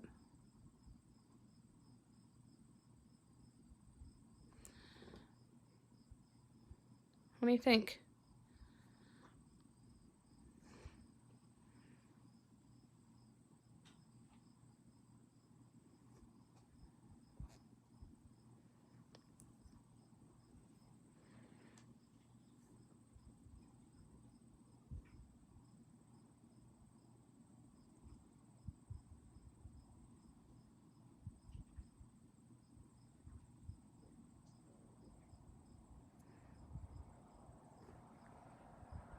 What do we think? Dollarama is amazing. It is absolutely amazing. Like, I go to Dollarama, then I'll go to other stores. I will I'll check Dollarama and first, then Dollar Tree would be my next favorite, and then I'll check any other stores. It's amazing the stuff they have. I always do Dollarama now for pretty much everything too. Cleaning products, Tupperware, all kinds of good stuff. Totes, shelving, decor, all of it. It's pretty cool. All right, let's try this again.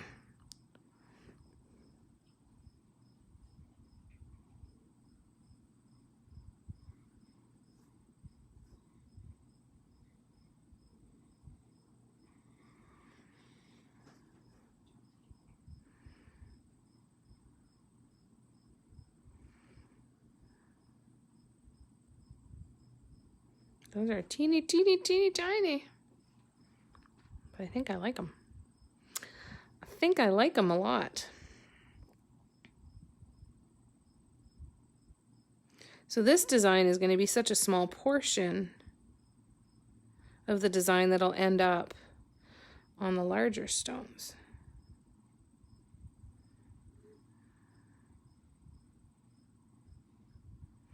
So what I'm actually going to do is keep going with the small stones.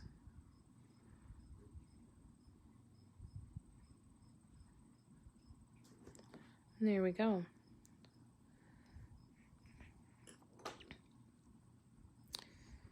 And I'm going to do one more gold dot there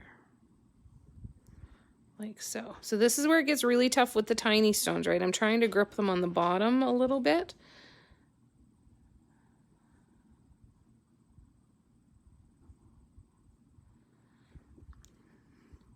So that I don't get my fingers in there smudging paint. Again, this is where I have stopped the conveyor belt, right? Because I should have just gone through and done all of the swoops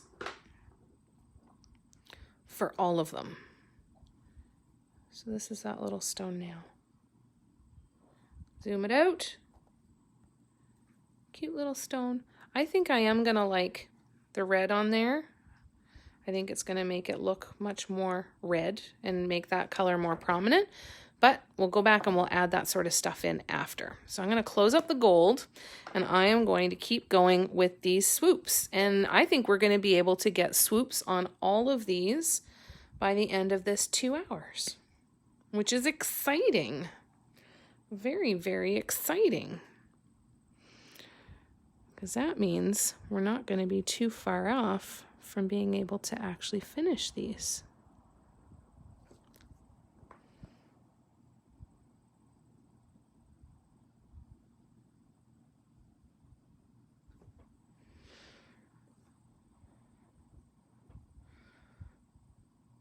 Oh, almost lost my pin. So remember when you're using the pin or whatever you're using to drag the paint into your swoops, that you're just trying to move the paint around, right? You're not trying to paint with the pin. You're just trying to coax the paint to go in a direction. What I find is when I feel like I'm trying to actually paint with it, like I'm treating it almost like it's a paintbrush, then that's when I don't get the really nice points at the bottom of my swoops. They can get a little bit thicker, and just not turn out the way that I want them to, as opposed to when I'm just trying to kind of coax the paint to go in that direction, right? Much easier. Now this one, sometimes I move the paint around a little bit more if it looks like it's that the base color is showing through too much, because sometimes that happens too. Now I'm going to show you something here in a second. So I'm sitting in a room that has a ceiling fan on, and it's fairly warm out today. Although it's fairly humid, you can kind of start to see on the paints. Let's see if I can move this around a little bit. You can start to see over here, see how it's kind of thicker? You can almost see it kind of pulling off almost in a sheet. If you're leaving your little paint pots open or if you're painting out of a palette, don't be surprised if that happens. And I try to pull some of it off the top and then I'll stir. I do try to get rid of some of it because if it gets clumpy, it's going to create those paint boogers, right? That's my technical term for it.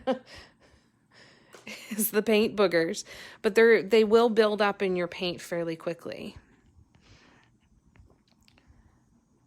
I'll have to do a video of Dollarama one of these days. Take you on a tour of Dollarama, Janice. You ever make it up to Canada? When I start holding these retreats, anybody who comes to Canada, you can bet your asses that one of the events of the retreat will be a trip to Dollarama.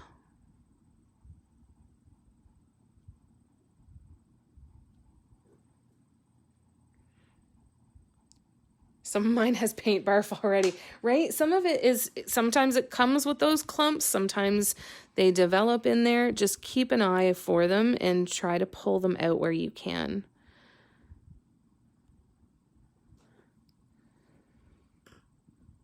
One thing I would recommend if you use the paint bottles, just while I'm thinking about it, is if you have these little paint pots, don't go and pour directly out of your paint bottle. Like your store-bought, the bottle the paint comes in, into the little squeeze bottles, right? So don't go directly from, let me show you what I mean.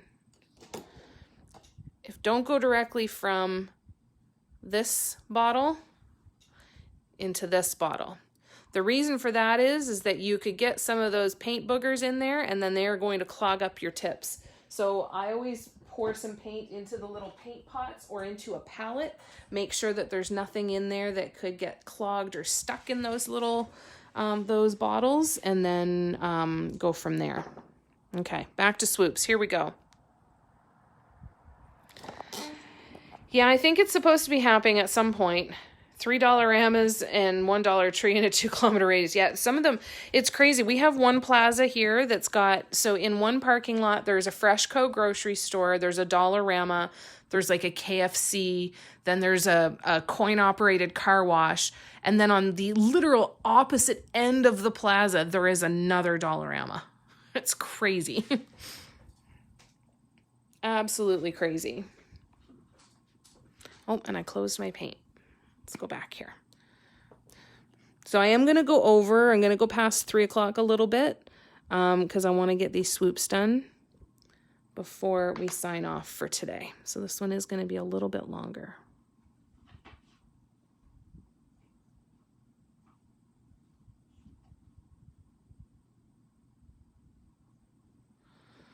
Here we go.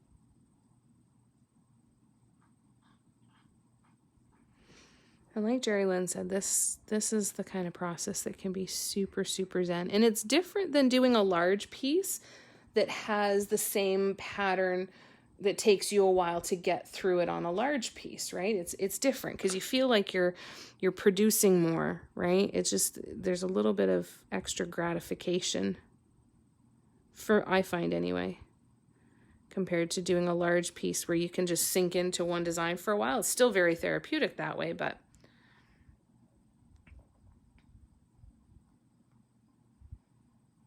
yeah, sometimes they have them on both sides of the street because if you can't turn in from that street, if there's a median, whatever the weird stuff is that they do sometimes with all of those, it's really, really strange. I think we would all have the swap, right? Like us Canadians would love to check out a Dollar General. And the Americans would love to check out a Dollarama. You know what I miss? I miss the Christmas tree shops. I love those stores.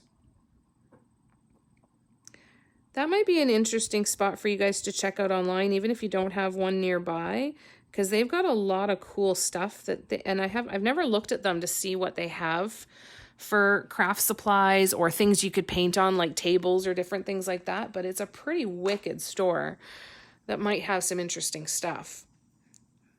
So Christmas tree shops might be good.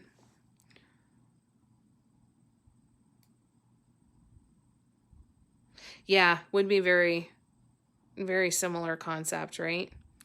Isn't there a store called 5 and Under or something like that? I remember seeing something similar to that name anyway in Massachusetts.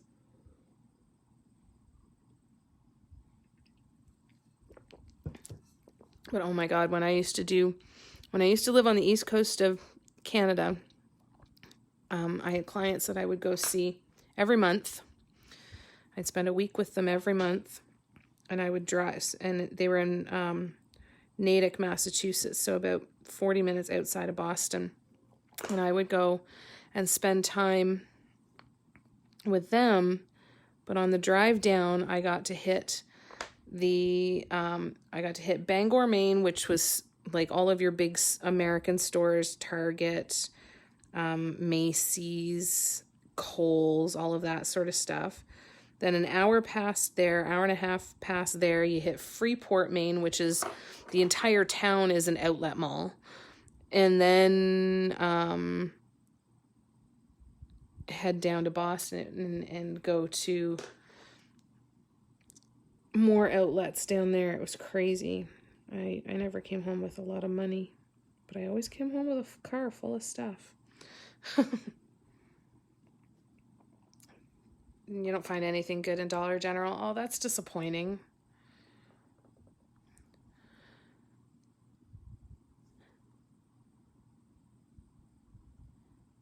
Yeah, it might be worth checking out Christmas tree shops. And IKEA too, right? The pricing is going to be a little higher than what I pay at the Yisk store. However, they tend to have some fairly similar stuff. So just a quick note on this one. I've got a lot more space that I can work with on this one, right? So I'm going to build more around this as I go. I don't know what yet, but when I get back to this one, these larger ones, I'm going to be able to build a little bit more design around here. Not too much on this particular one, but I've got a little bit more space to work with.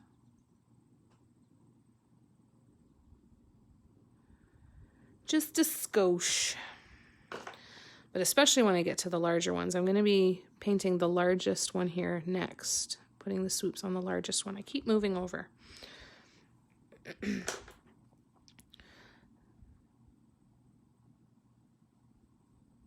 First time I did an assembly line for my chakra stones, I just painted all of the stones and then just matched them all together. And what I didn't like about that was that I ended up having a bunch of stones that were all different sizes in one set. So the reason that I went to the trouble of numbering all of these different sets is because I wanted each stone in the set to be a similar size. And I found that it was kind of a crapshoot for me before of whether or not they were all going to be the same size and they were going to look like they were actually a set, right? So when you are doing like Christmas ornaments or anything else like that, things that don't need to be in a set, you can kind of play around a little bit too, right? It's not quite so important, but just a thought there.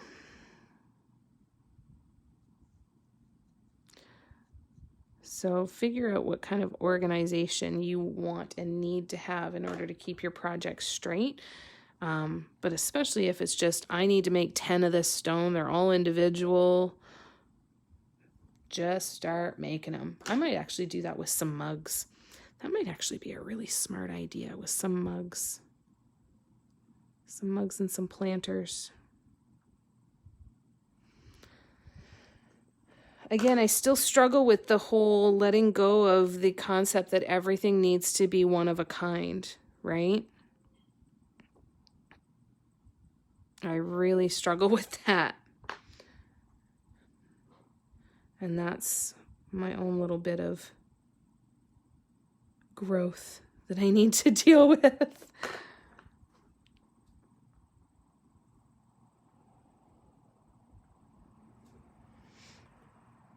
And a quick Jason Mraz update for you. He put out some new music. He now has a Look for the Good deluxe album that has 6 extra songs on it that are wonderful. Absolutely wonderful.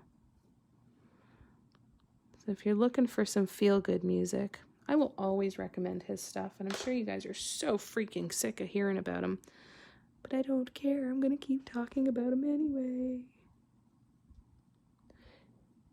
He's my therapy. I can't wait till concerts come up again. Okay, so now compared to this, right? Oops. Let's do this. Zoom out a little bit. So there's our difference, right? And already I'm liking the red dot on the gold now that I'm seeing it build out more. I'm really liking it, actually. So I'll end up going in. You know what I'm going to do? I'm going to do it right now. I'm going to do it right now. I'm going to And you can play around with the location of the top dots too, remember, right? You can have them all centered. You can have them all aligned down at the bottom edge. You can pick and choose where you want to, and just the placement of top dots can change the entire look of a piece too. There's that. You like the red too? It looks cool, eh? So there. I'm gonna use my sponge to help me so I don't have to pick it up to try and hold it as I do these top dots on these little gold dots. There. There. Look at it, it's so cute. It's so pretty. I really like it. Oh, Audrey thought I was talking to her because I was using that. All right, so I still have 4 more stones to do the swoops on. So if you guys want to stay and hang out, I'm going to keep going and I will stay live until I get the rest of these swoops done. And then I'm going to work on these again later today. And I will keep you guys posted with how they turned out. And then I got to start working on the other colors to get some sets done. So I've got piggy banks that I'm working on. So the pink one is halfway done-ish. Yeah, halfway done. A little less than halfway done. I've got a baby, so it's a baby pink one, kind of a dusty baby pink. I've got a baby blue one to do, and I've got a mauve one to do. I've got a birdhouse that I'm going to do. I have a couple boxes, little trinket boxes and stuff that I'm going to do. Yeah. All kinds of fun stuff. I've got these little wooden drawer sets that I want to do. I still have the ladybug that I need to do. The ladybug would look cool with this red and gold on it, wouldn't it? Remember Buggate? When TikTok lost its mind because I had a ladybug crawl through one of my videos.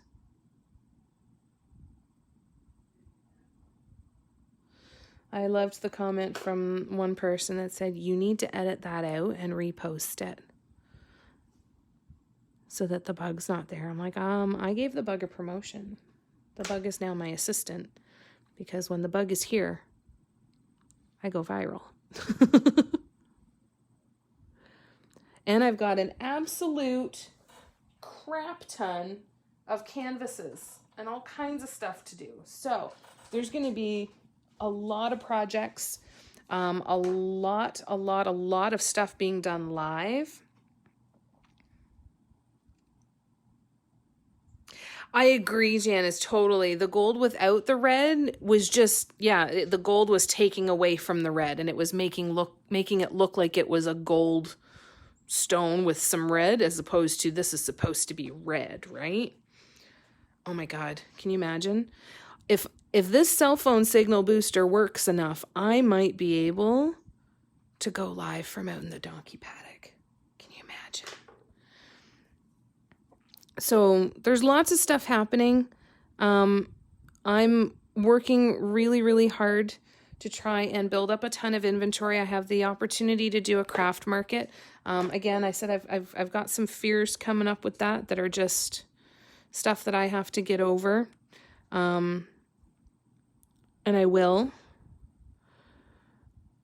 But I'm hoping that it would go really, really well.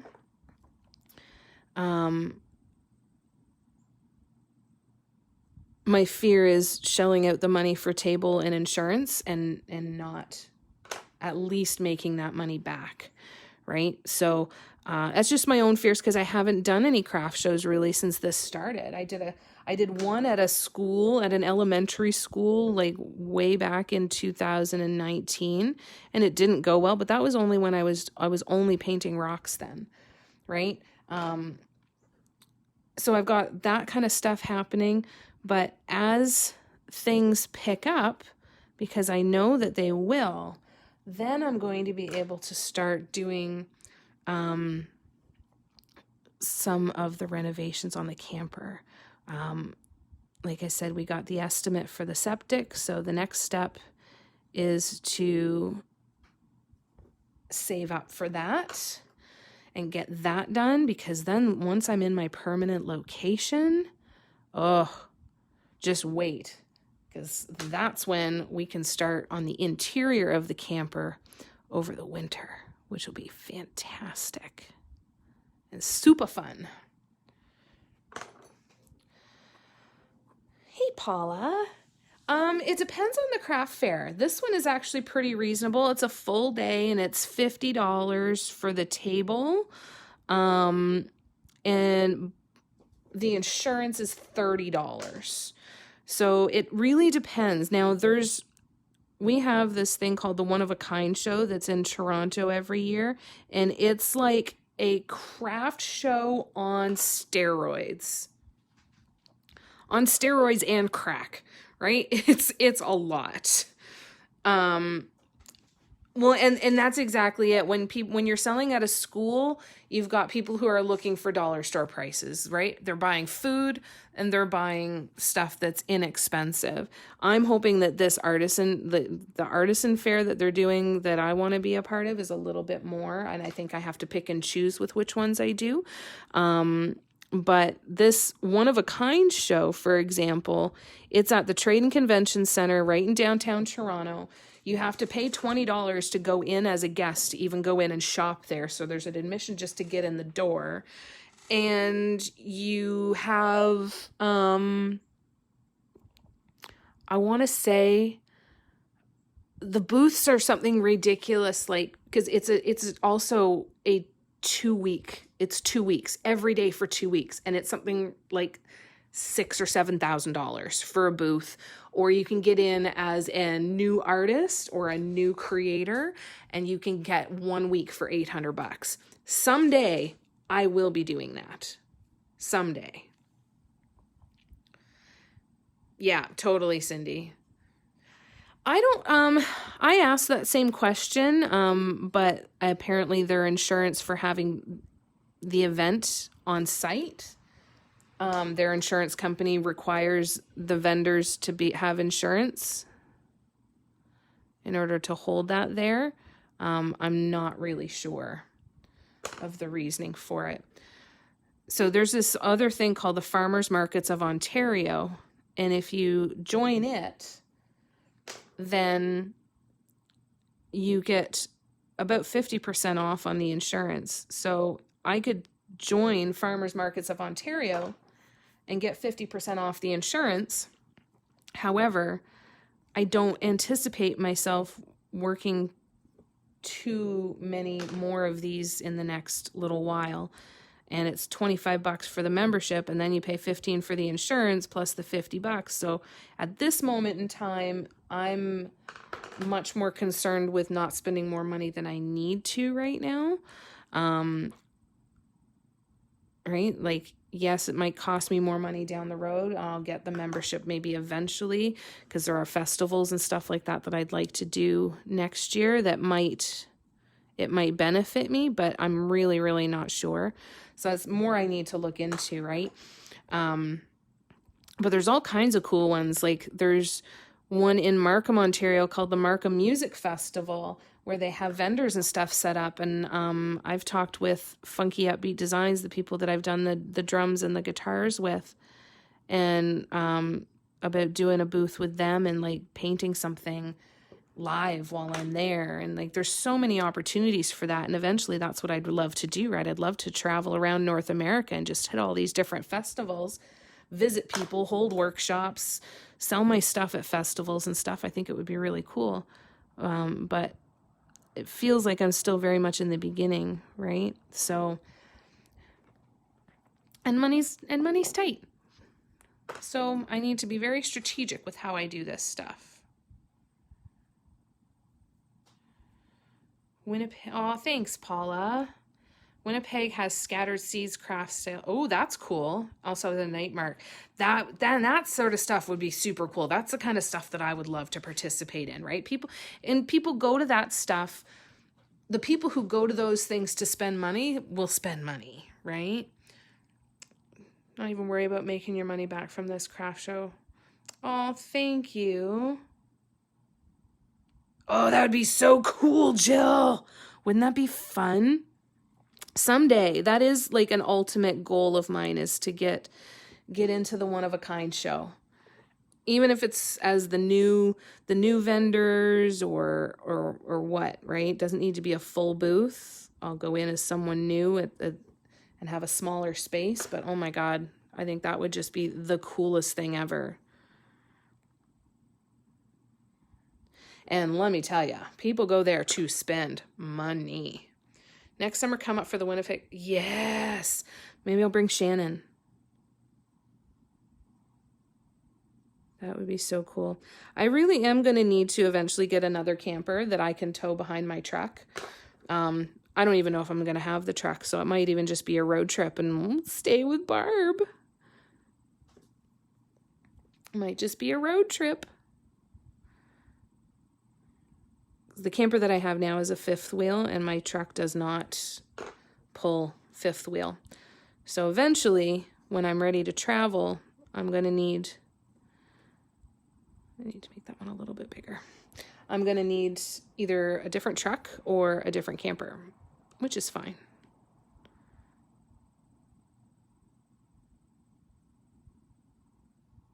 I totally should. That'd be so much fun. Wouldn't that be cool, Jill? I love ya. I love you guys. Thank you for the love. And that's what I mean, right? When I start to recognize that I'm operating out of fear, this helps, right? Painting helps. Creating something helps. Talking to you guys helps.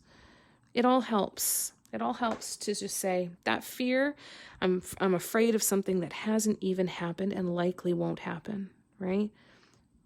So for now, I'm just going to focus, and I'm going to do the craft show. I'm going to get the insurance. I'm going to pay the $80, and I'm just going to do it. I'm just going to do it. Yep, just going to do it. All right. So here is our little assembly line now. We've got one completely done. So here, let's completely finish off a couple of these, because then we can say that there's actually some completely done ones. My trailer is 8 kilometers. Yes, sister's out. I'm in. Perfect. I'm in. Oh, thank you. Peopling is exhausting. Peopling is exhausting, Jade. I totally feel you with that. My fears, I've done craft shows before with other things that I've made, so I feel a little bit better, but none of those things really made a lot of money. So I think there's like, well, this is just going to be another one of the same things, right? And that's the voice in my head that is not being terribly kind. Okay, I'm not going to be able to completely finish these, but let's do a little bit.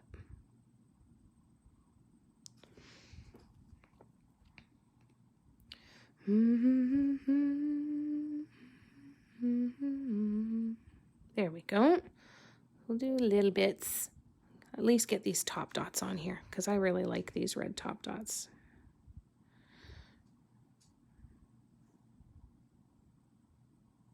And then I'll come back and catch up on the comments, and we will say adieu for today. I will 100% keep you posted with everything that's happening. As soon as that, you will know, as soon as that cell phone booster arrives, whew, you will know. You will know. And I can't freaking wait. I can't freaking wait to be live so much more.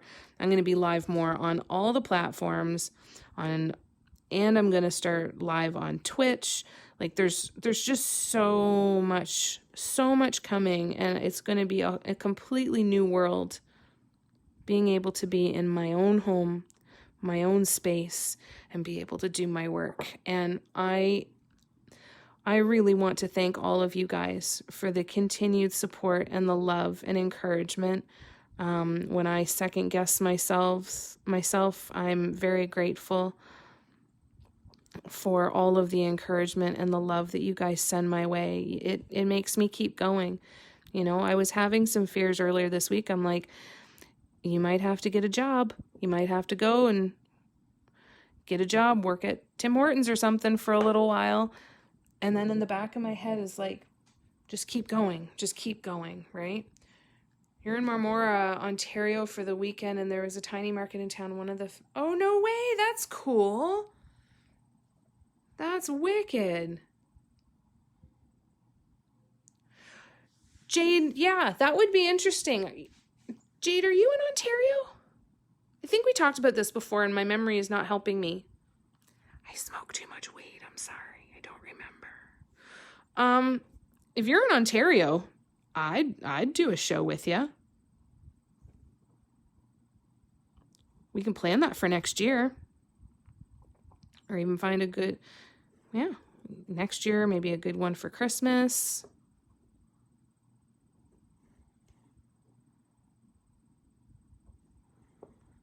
If you ever wanted to, I'd go with you.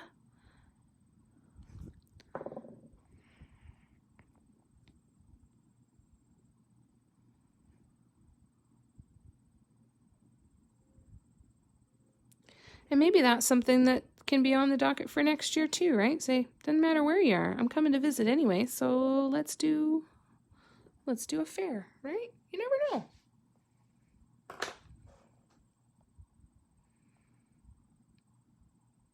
You're back to painting.